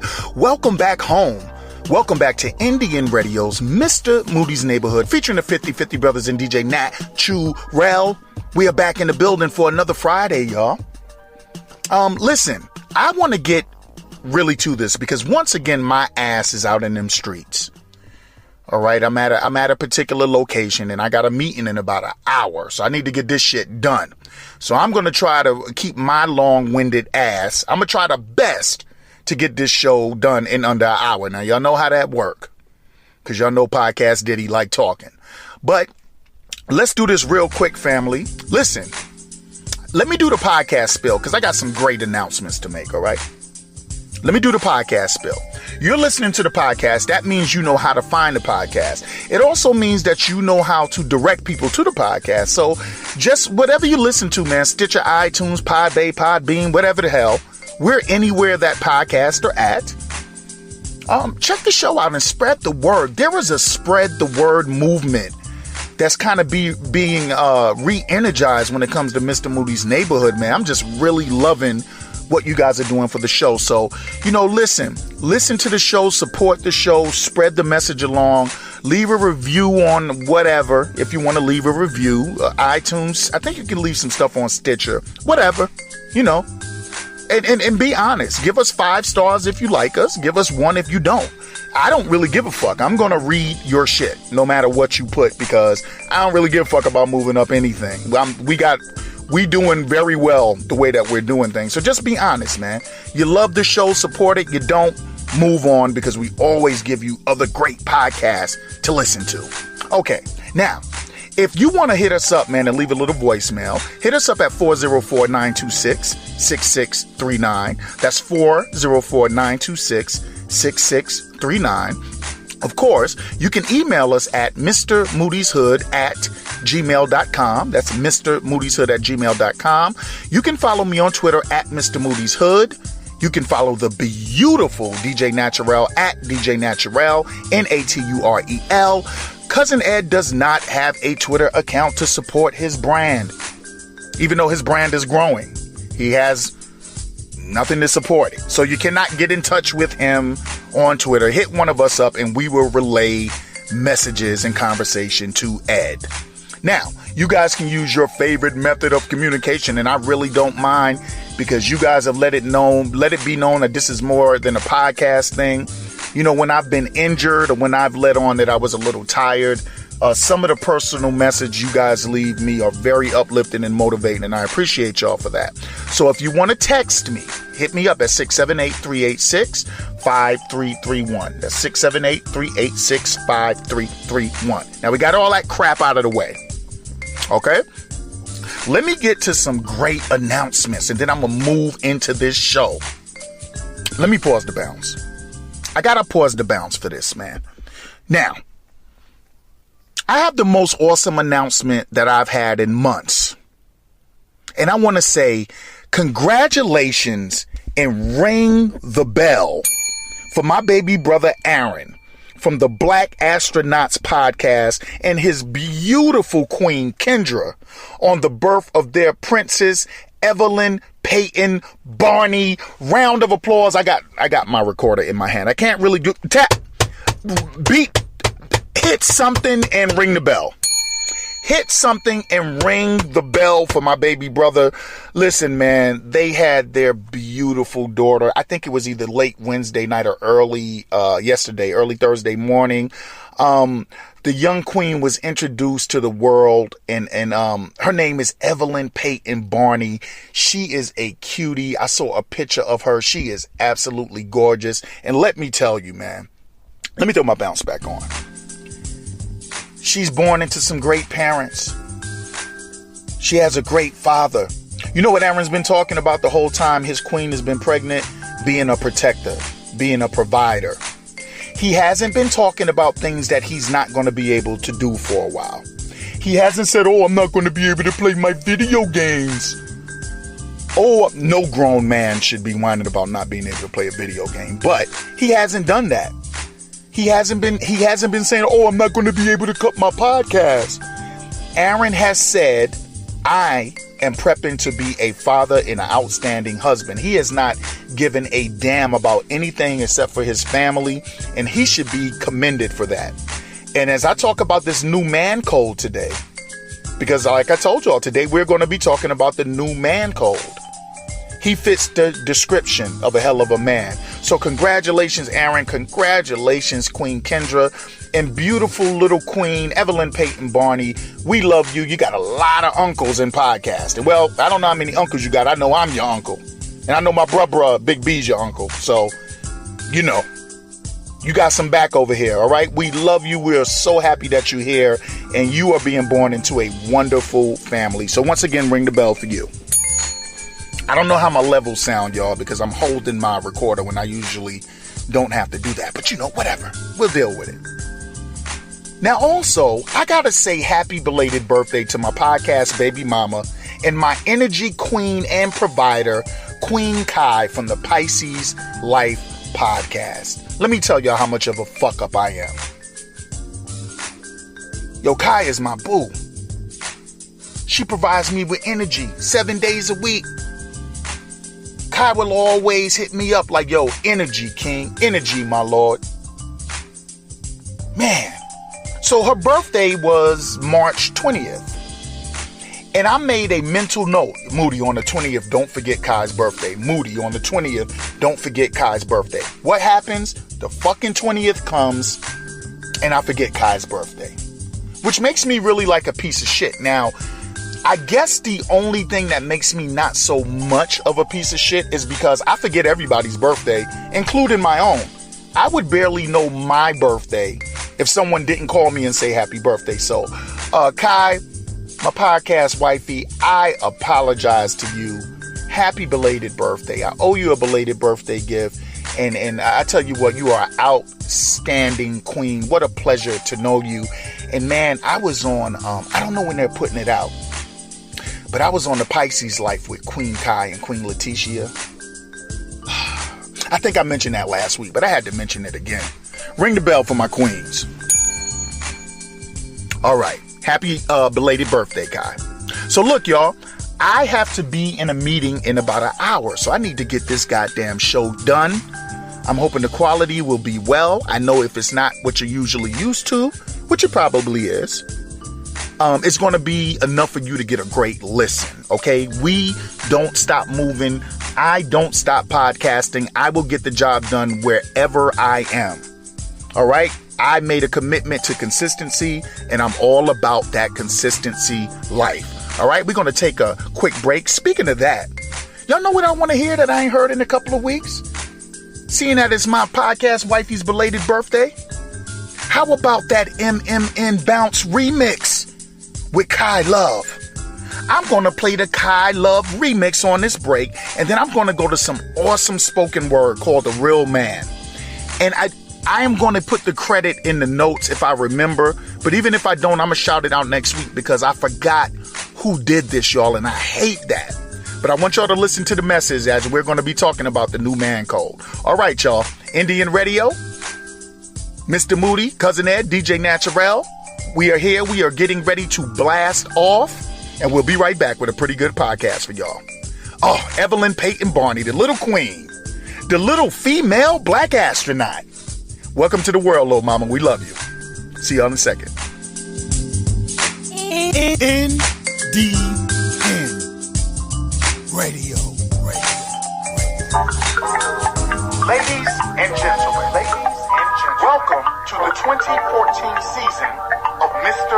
Moody's Neighborhood. And we had to give you something new. We had to give you something original. We are about to podcast. Let's bounce. Banging all day in these podcast streets. Rep the neighborhood while kissing the beat. Keep my king happy every day of the week. I'm his podcast wife and now his life is complete. Now what you hear is not a game. I'm rapping to Moody's beat. Those astronauts that can't get on, saying Twitter all nice and sweet. My kings, we did this game for a long damn time. Such a humble man, letting everyone shine. He gave us this new bounce, 2 Jam 2. Now get your dance on, you know what to do. Speaks his heart and soul with no fear. Goddamn, good morning, the king is here. Speaks his heart and soul with no fear. Goddamn, good morning, the king is here. The king is here. The king is here. But first, you know what we gotta do here. But first, we bounce, bounce, bounce, bounce, bounce, bounce, bounce, bounce, bounce, bounce, bounce, bounce, bounce. Ow! Let's go. Wake up in the morning just to hear him. Cruising in your ride, do you feel him? Dropping that truth all day long is Mr. Moody on the microphone. Wake up in the morning just to hear him. Cruising in your ride, do you feel him? Dropping that truth all day long is Mr. Moody on the microphone. Wake up in the morning just to hear him. Cruising in your ride, do you feel him? Dropping that truth all day long is Mr. Moody on the microphone. N-D-N. Radio. Yo, my podcast wifey be making me feel some kind of way. Let's listen to this real man spoken word. Love you, guys. Thank you, mama. Happy belated birthday. N-D-N. Radio.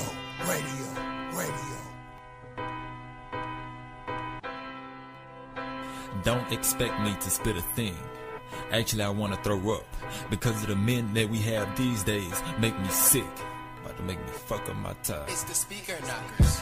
It's a blessing to come up in this world and get past an adolescent. Treated like a king instead of peasants. Speaking of blessings, that's all you want is a blessing. Not seeing that God has blessed you enough. Consider the essence, bruh. Just stand out. Quit praying on women like a serpent with your hand out. Come on, put your hand down. Get a job. Xbox, smoking weed, fucking hoes. It's the speaker knocker. You got more hoes in your pockets than stockings and pantyhose. But I guess that's the way it goes. These women prefer another hole over man pose. This quote-unquote nigga gotta sit down and take a piss. But in our eyes, this other woman is a man though. More of a man, bro. And no disrespect to the gays, but this is the image young women see as managed ways. I remember back in the days when you got your ass beat. Seems now niggas wanna be down, if you ask me. Question mark, upside down, capital O, underscore, lowercase o, confused as a mofo. Like mothers in that question, where the hell did my son go? Wrong.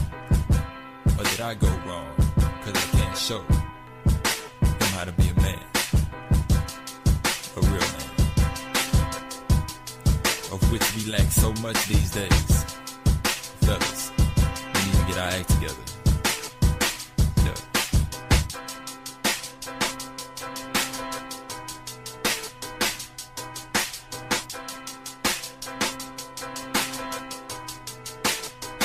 It's the speaker knocker.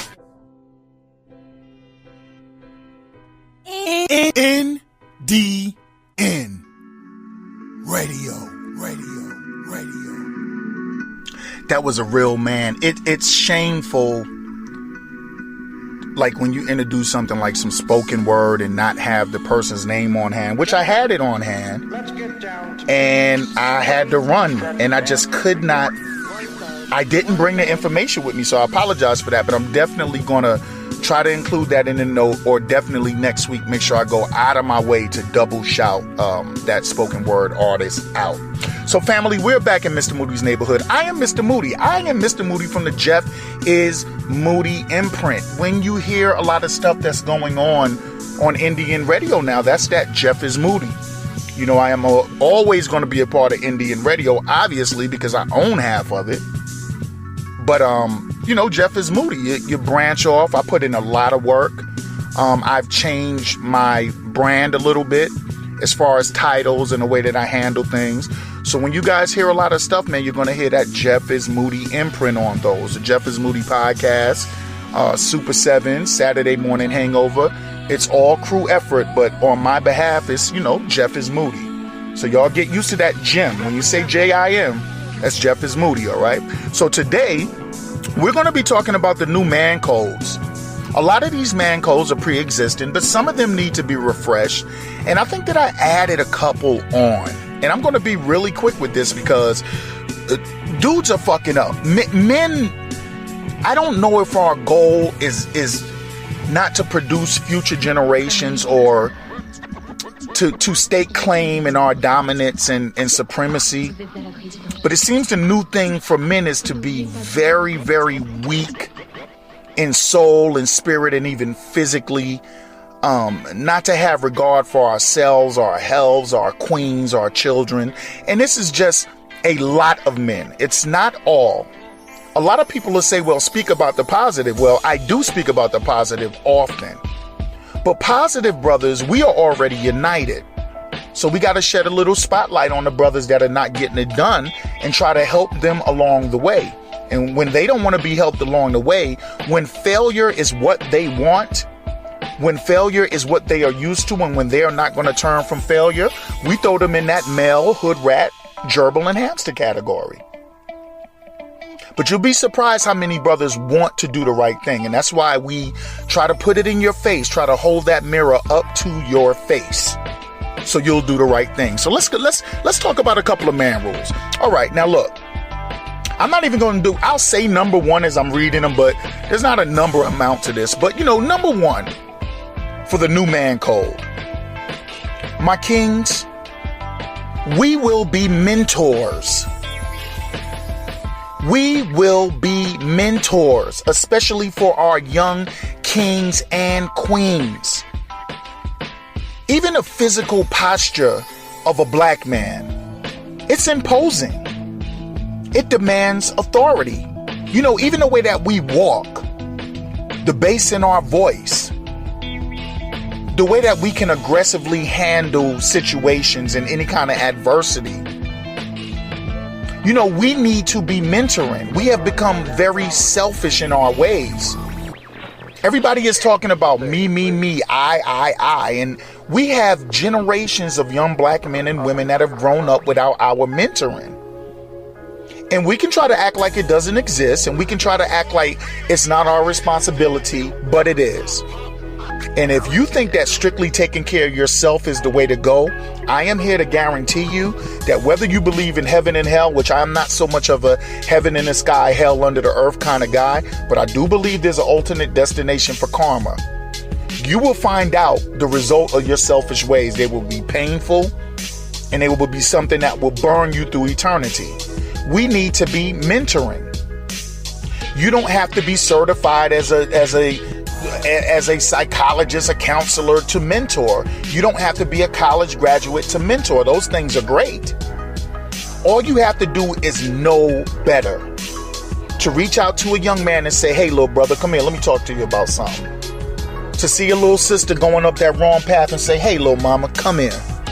Let me talk to you. They will listen. We have been tricked into thinking that our kids don't want no discipline. I talk to strange kids all the time, and let me tell you something, man.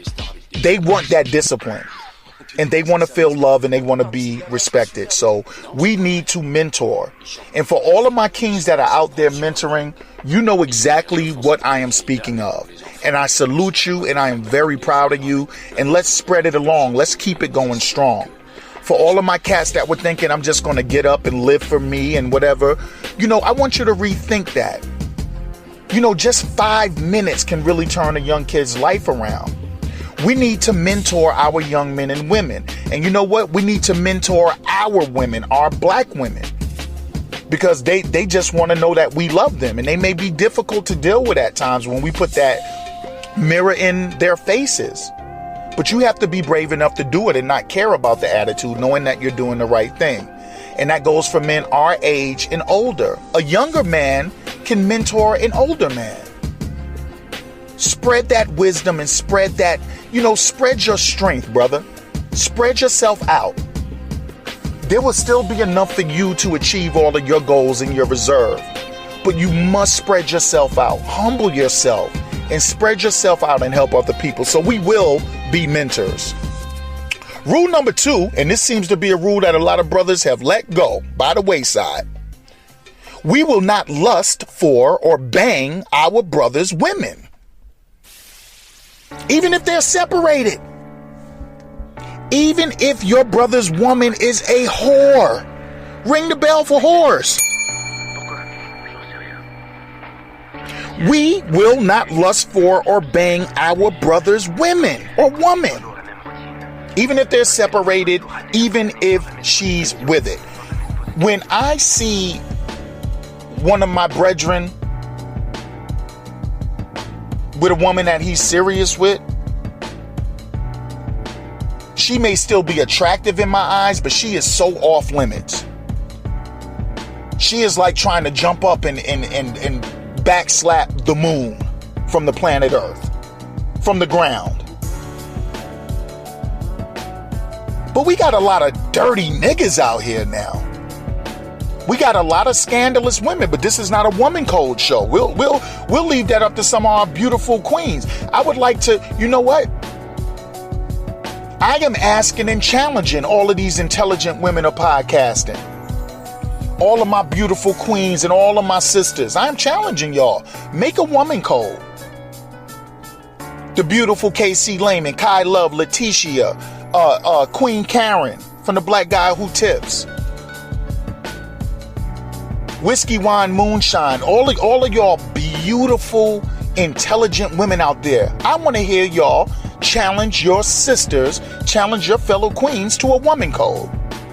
But we're talking about man code right now. We've lost the honor and respect for each other.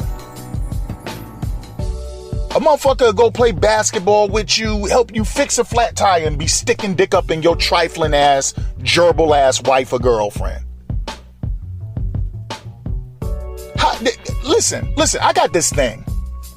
I hate thirsty people.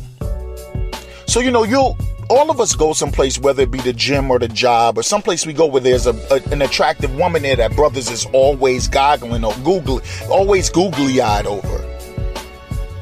And you would think that after a certain amount of time, they would be used to her beauty. You know, you would be like, okay, she's fine, but I'm not, the tongue wagging out the mouth, them days is over. I'm used to it now. She's cool. She's beautiful. I might have went for mine and made it, or went for mine and she said no, but I'm kind of used to her.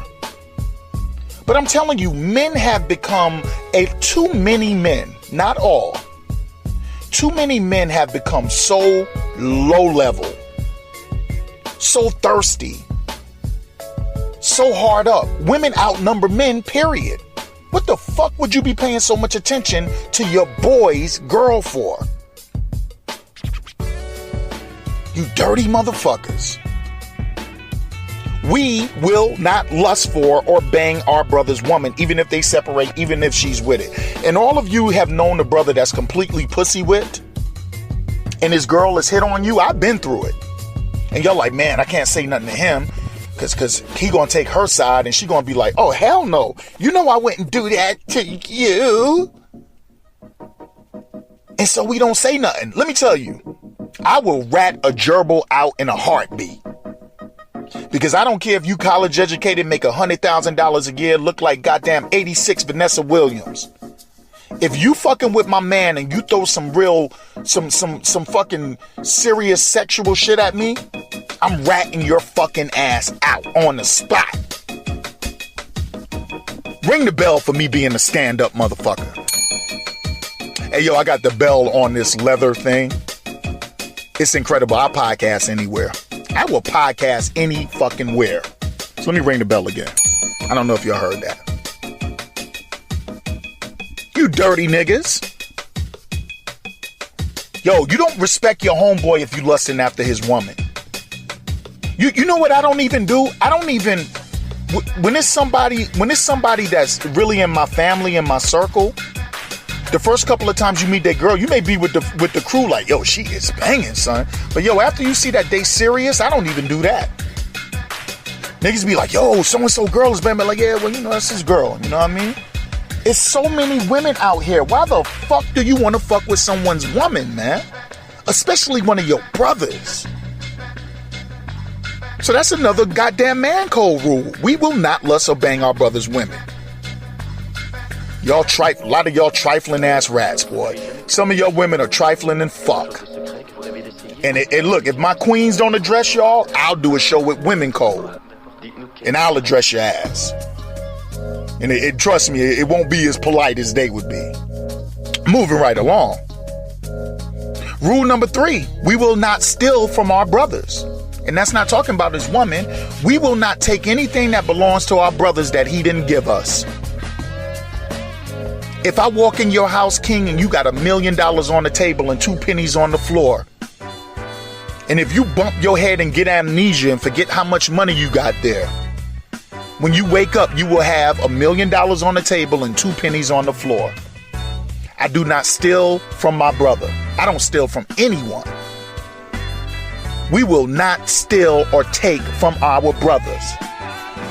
And when we say steal, we're not just talking about physical objects. We're not talking about stealing money or stealing a game or stealing a shirt. We're talking about we will not steal our brother's time. We will not waste our brother's time with bullshit, because that's theft. We will not steal love from our brothers. A brother that loves us and is looking out for us and is in our corner. We will not disrespect him and steal his love.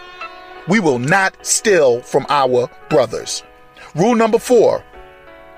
We will not, let me, I don't want to pause the bounce yet, but I need to on this one though, y'all. We will not tolerate oversensitive males in our crew.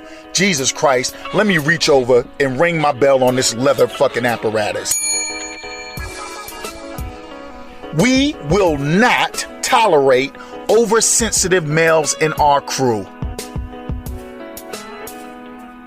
Yo, what the fuck is going on when men are so goddamn sensitive all of a sudden, y'all?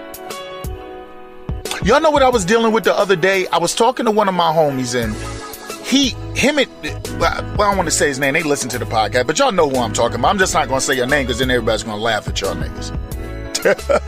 Like I did. Anyway, and I solved it. I'm the one that got in the middle and solved it. So this nigga gets a promotion at work, right?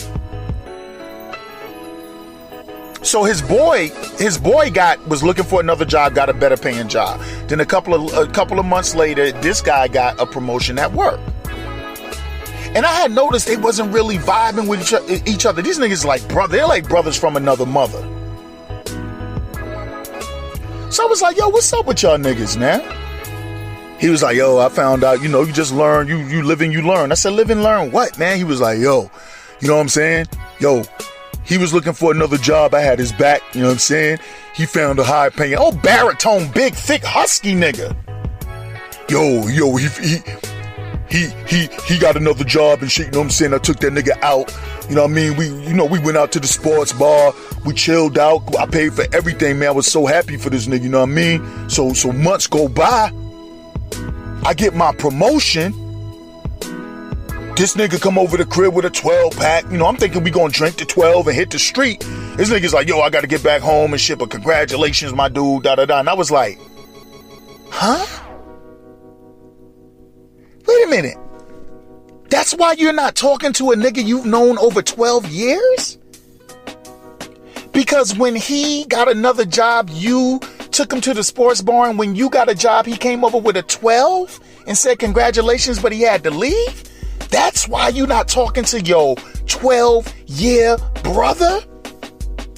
This nigga's like, nah, man, shit, you gotta reciprocate. I was like, ooh, you bitch ass nigga. Now, for all of you that don't know me, many of you do. Y'all know that I will call you a bitch ass nigga. Right in front of your fucking face. Because the circle of men I deal with are all raw dog. My niggas can take, even though I see some of them getting a little sensitive and a little buttery lately, for the most part, we talk to each other openly and we don't hold no punches when we talk. And I got them niggas together and I was like, what the fuck are y'all doing? And they let it all out. He was like, yo, my G, we always chilling at your house. He was like, yeah, but I feel like it shouldn't have been a simple at the house thing. I'm like, oh, you buttery ass nigga. So, they tempers flared, da-da-da, but me and my crew, it ain't no hands on each other like that. These are some boys that's about that life, but just a little bit too much sensitivity. Fellas, if we're going to rise to where we're supposed to be, We cannot tolerate oversensitive men. We can't do it. I'm not saying we got to cut them off. We just got to put their ass on timeout.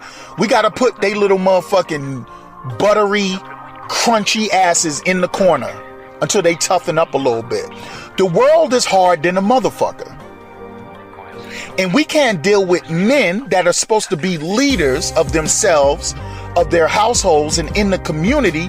We can't deal with no weak spine motherfuckers that don't want to toughen up because they lost their job, because things ain't going their way, because they girl cheated, because she left me, or they not making the money they don't want to make, but they don't want to improve themselves and step into a better role. We can't deal with that kind of sensitivity. We can't deal with brothers that can't take constructive criticism. We can't deal with brothers whose emotion is to reach for a gun and shoot or stab somebody when their feelings are hurt. We can't tolerate this oversensitivity in men. I know that nowadays it's acceptable for men to be pussy. That's why all our little boys act like little girls now, y'all. I'm telling y'all, because they examples of men are pussy. We can't tolerate no oversensitive man, y'all. We got to be strong. Yo, we got women and children and communities to be strong for. And I'm not saying you can't have a breakdown. Let me tell y'all, I try to be as 100 as I can be. I have my breakdowns. I go through my weak points. I cry. Things bother me. But I man the fuck up. Lace my boots up and man the fuck up and move forward. How the fuck we gonna be strong for our women and children when we can't be strong for ourselves? We gotta ban these oversensitive niggas. Put them in the corner. Time out these niggas.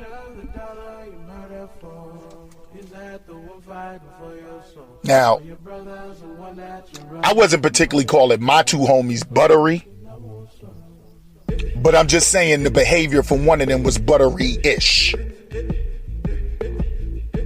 That's all I'm saying. For that period of time, he was acting like a little bitch. When I gave him dap, my hands was all greasy, as if I had hand gripped some butter. That's all I'm saying. Man the fuck up. Get shit off your chest. Go hit a punching bag. Go lift some weights. Go get some ass. Write a letter. Get in the car. Cry. But man the fuck up and get off your whiny ass yellowback shit. We can't deal with no yellowback niggas. We got people to look out for, man. Okay, I've done offended a bunch of people, but I'm just keeping it real. What do you want from me after 6 fucking years? You think I'm gonna start lying now? Yo, let me tell y'all something. Where was I? Okay, we can't tolerate oversensitive males. Let me tell you something real quick. Let me pause this bounce real quick. Yo, so I've made some comments over the last couple of weeks about people that can dish it and can't take it. I'm going to try to do feedback next Friday and also tell y'all about some conversations that I had. People were really pissed off. The majority of people were like, yo, Moo, that's that real shit. But a lot of motherfuckers really had a problem with me saying that we love to critique, but we can't take critique back, even though I can factually prove that. Motherfuckers was actually mad. Like, people were actually like, you act like nobody should have an opinion if they don't do the things that they're critiquing. You act like their opinion is not valid, which is actually bullshit, because if you listen to the show, I said you have a right to your opinion. But what I'm saying, when you are critiquing someone as if they are a cancer to society, as if they are the Megatron nuclear bomb that is killing off the black folks, why don't you try to do something better? Why don't you get out there? Because simply complaining about somebody that you think is a cancer to your people, complaining about them is nothing. You're only bringing them more fame. But you can shoot a documentary. You can do anything. You can make music. You can write a book. You can open up a counseling. You can do anything. All I was saying to you sensitive motherfuckers is, if you're complaining about somebody to the degree that they're the end of civilization, then why don't you try to do something and reverse that? But you motherfuckers hate somebody telling you about yourself. Ooh, man. I got some feedback. Not an overload of that on that topic, but I wasn't shocked. But motherfuckers really are. They don't like being told about themselves. And I'm like, yo, how you going to have opinions on people, but don't want nobody giving an opinion on you? I love opinion. People say fucked up shit about me all the time. I love it. It means that they're paying attention. Ring the bell for my thick skin. All right, now, what we're going to do, I had to tell y'all that because that came to my mind. Now, listen, super duper quick break, and we're going to come back and close out the man code rules, all right? You're listening to Mr. Moody's Neighborhood featuring the 50-50 Brothers and DJ Naturel on Indian Radio. My name is Moody, but people more and more are starting to call me Jeff is Moody. You can call me Jeff, you can call me Moody, you can call me both. It's all good. We'll be right back, y'all. You in the hood. NDN Radio. You're listening to Mr. Moody's Neighborhood. Hey, yo, what up, fam? It's your boy, Mr. Moody, the host of the realest podcast online with no holds barred convo. You're not going to eat shrimp and lobster on me, nigga. You better earn your way into the shrimp and all that. It ain't rocking like that. Mr. Moody's Neighborhood. Crazy? Come and get your 100% on. Your brothers are one that you're running from. NDN Radio.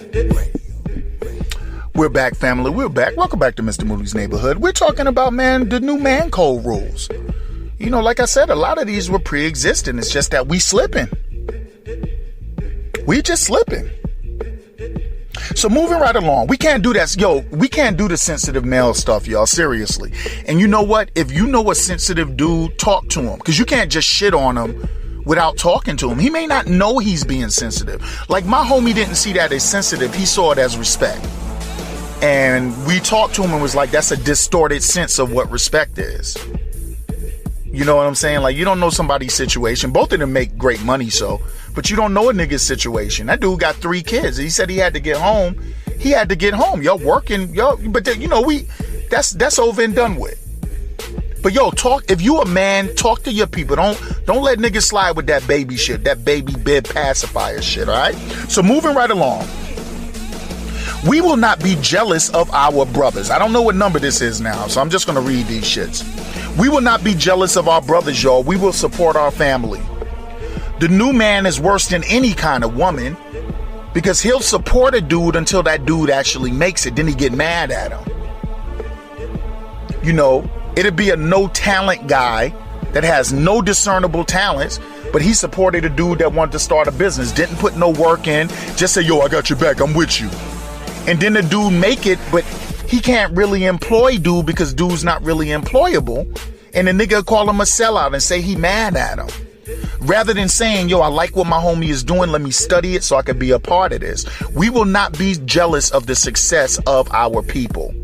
I don't care if it's podcasting, music, entrepreneurial, whatever business you in. I don't care if it's corporate. You always have a crew of people that when one go up and the other one don't make it, jealousy sets in.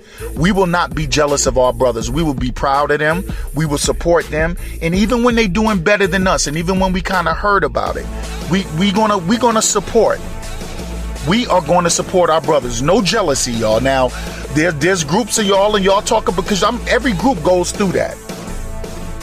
Support your brother. If he's doing better than you, you just work harder. If he gets to the point where what you do don't even matter, then learn what he does and ask that brother to help you get on. Stop the jealousy. That's bitch made. Yo, we will not seek to cause serious physical harm to our brothers. We can argue. We can disagree. But we'll never take it to the point where we could critically injure one of our brothers, no matter how hectic it could get.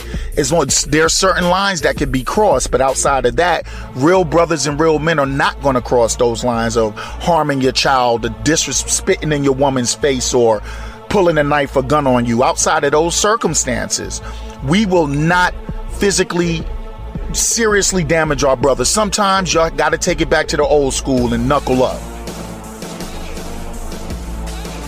Hey, but some of us shouldn't be fighting people. You know, KJ from Welcome to the Village.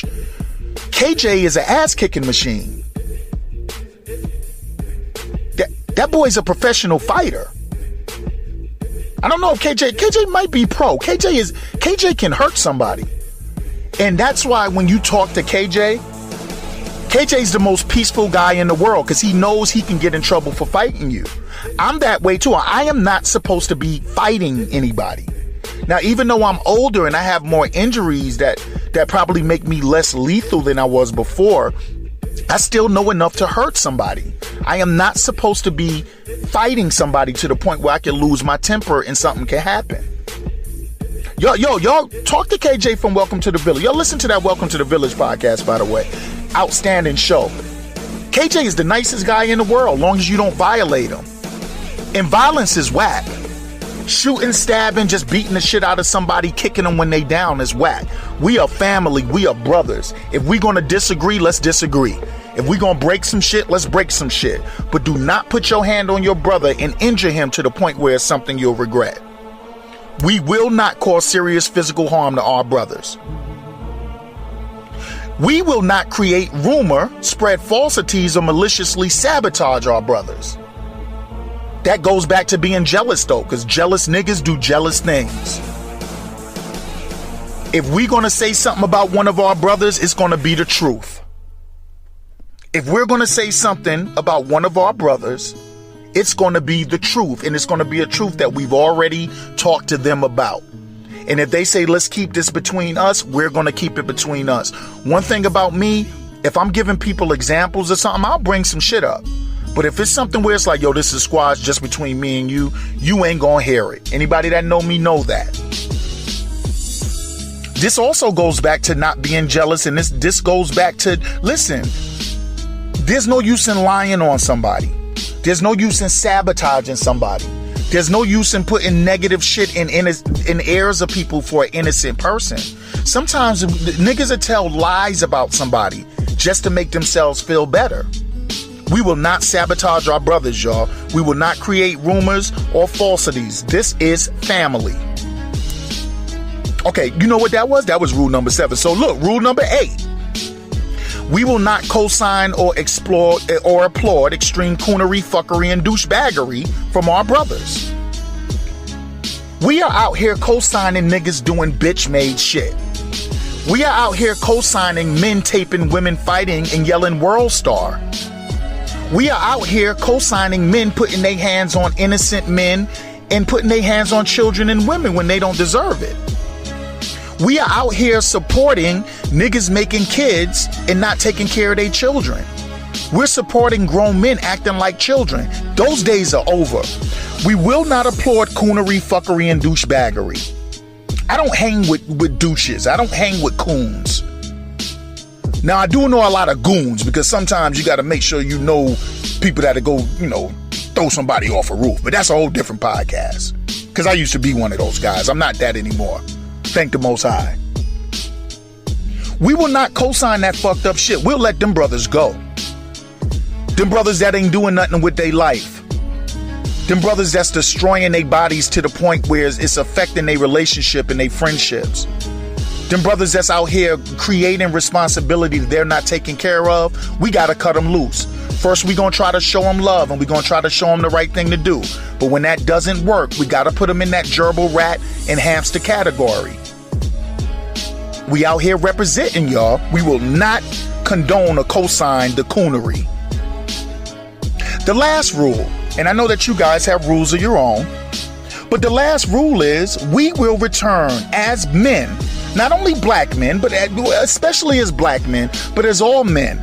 We will return to the art of chivalry with our sisters and all women, even when they sometimes don't deserve it. And I'm going to break that down to y'all, then I'm going to get the hell out of here. We've left chivalry. There's a show out there that has so much disdain for black women.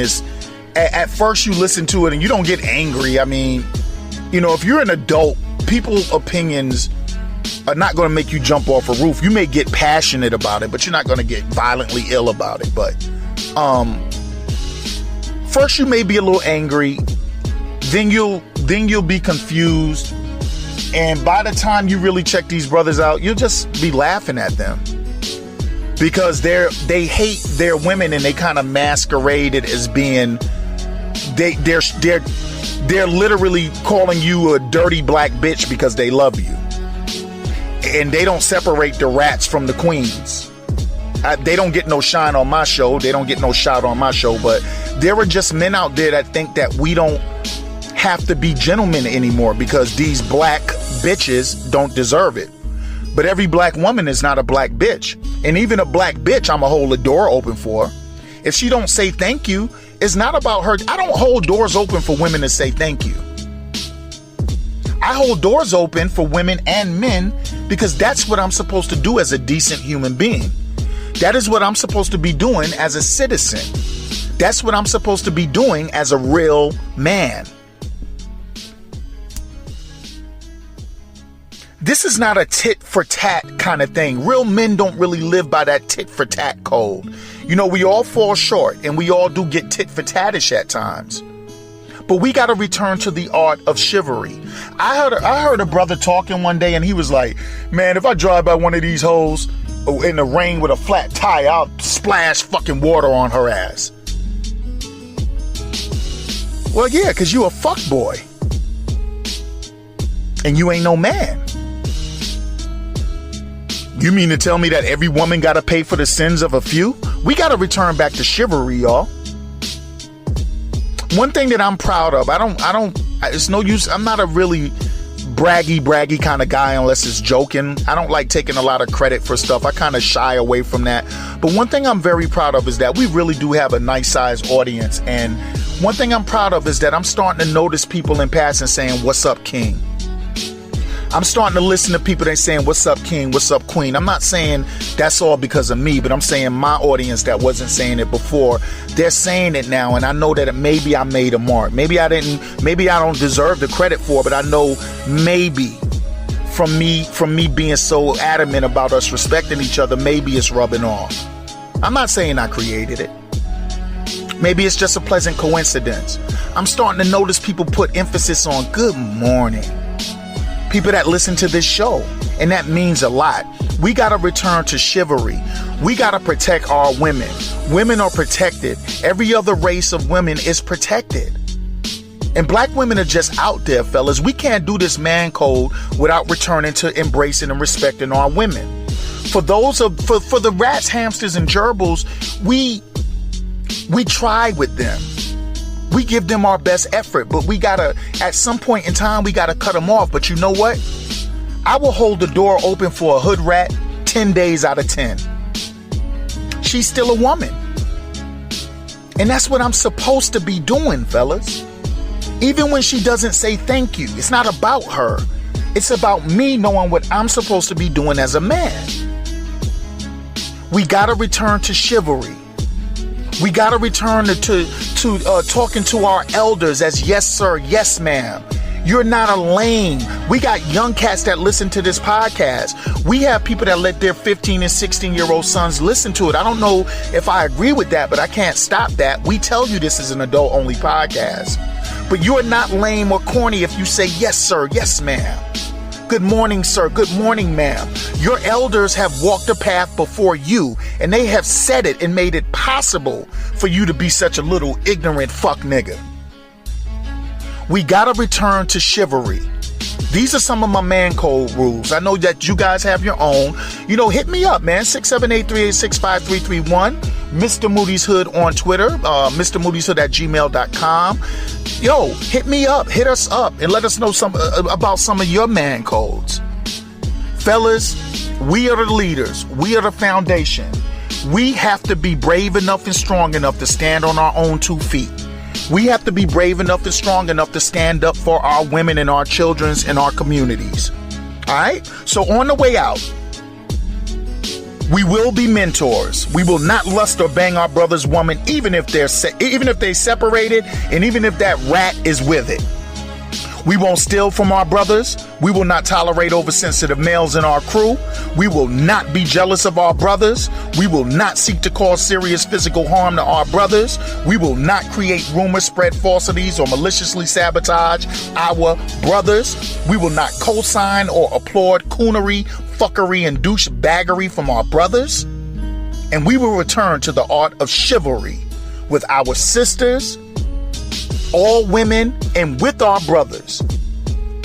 And we ain't perfect, y'all, because I'm going to slip up. After this podcast, I might elbow somebody in their fucking mouth. I don't know. Y'all know I'm a little bipolar. But I'm still growing and trying to be the best man I could be. And you could be that too. All right? Once again, King Aaron, Queen Kendra, congratulations again on the birth of the beautiful Evelyn Peyton Barney. All of my, look, everybody, my podcast baby mama, Lady Roll, Queen Kai, She Be Show Nuff, So Chrisable, everybody. I hate starting that. Don't y'all hate starting that name calling? Because then you got to say everybody, and I be forgetting because I be forgetting. Okay, I be. All right. Well, I forget a lot of times because I don't have a lot of stuff written down. I kind of speak off the cuff a lot. So anyway, congratulations, everybody. Yo, I love everybody. We'll see y'all in the morning with the MMN Saturday morning hangover. And yo, thank y'all for supporting the hangover. God damn, y'all supported that hangover, and y'all are supporting the hell out of Jeff is Moody. Thank y'all so much. I appreciate y'all. And we will see y'all. This is Friday. We'll see y'all on Saturday with the hangover. See you on Monday with Hood Love. One love, family. Enjoy. Men, be men. Ring the bell. ND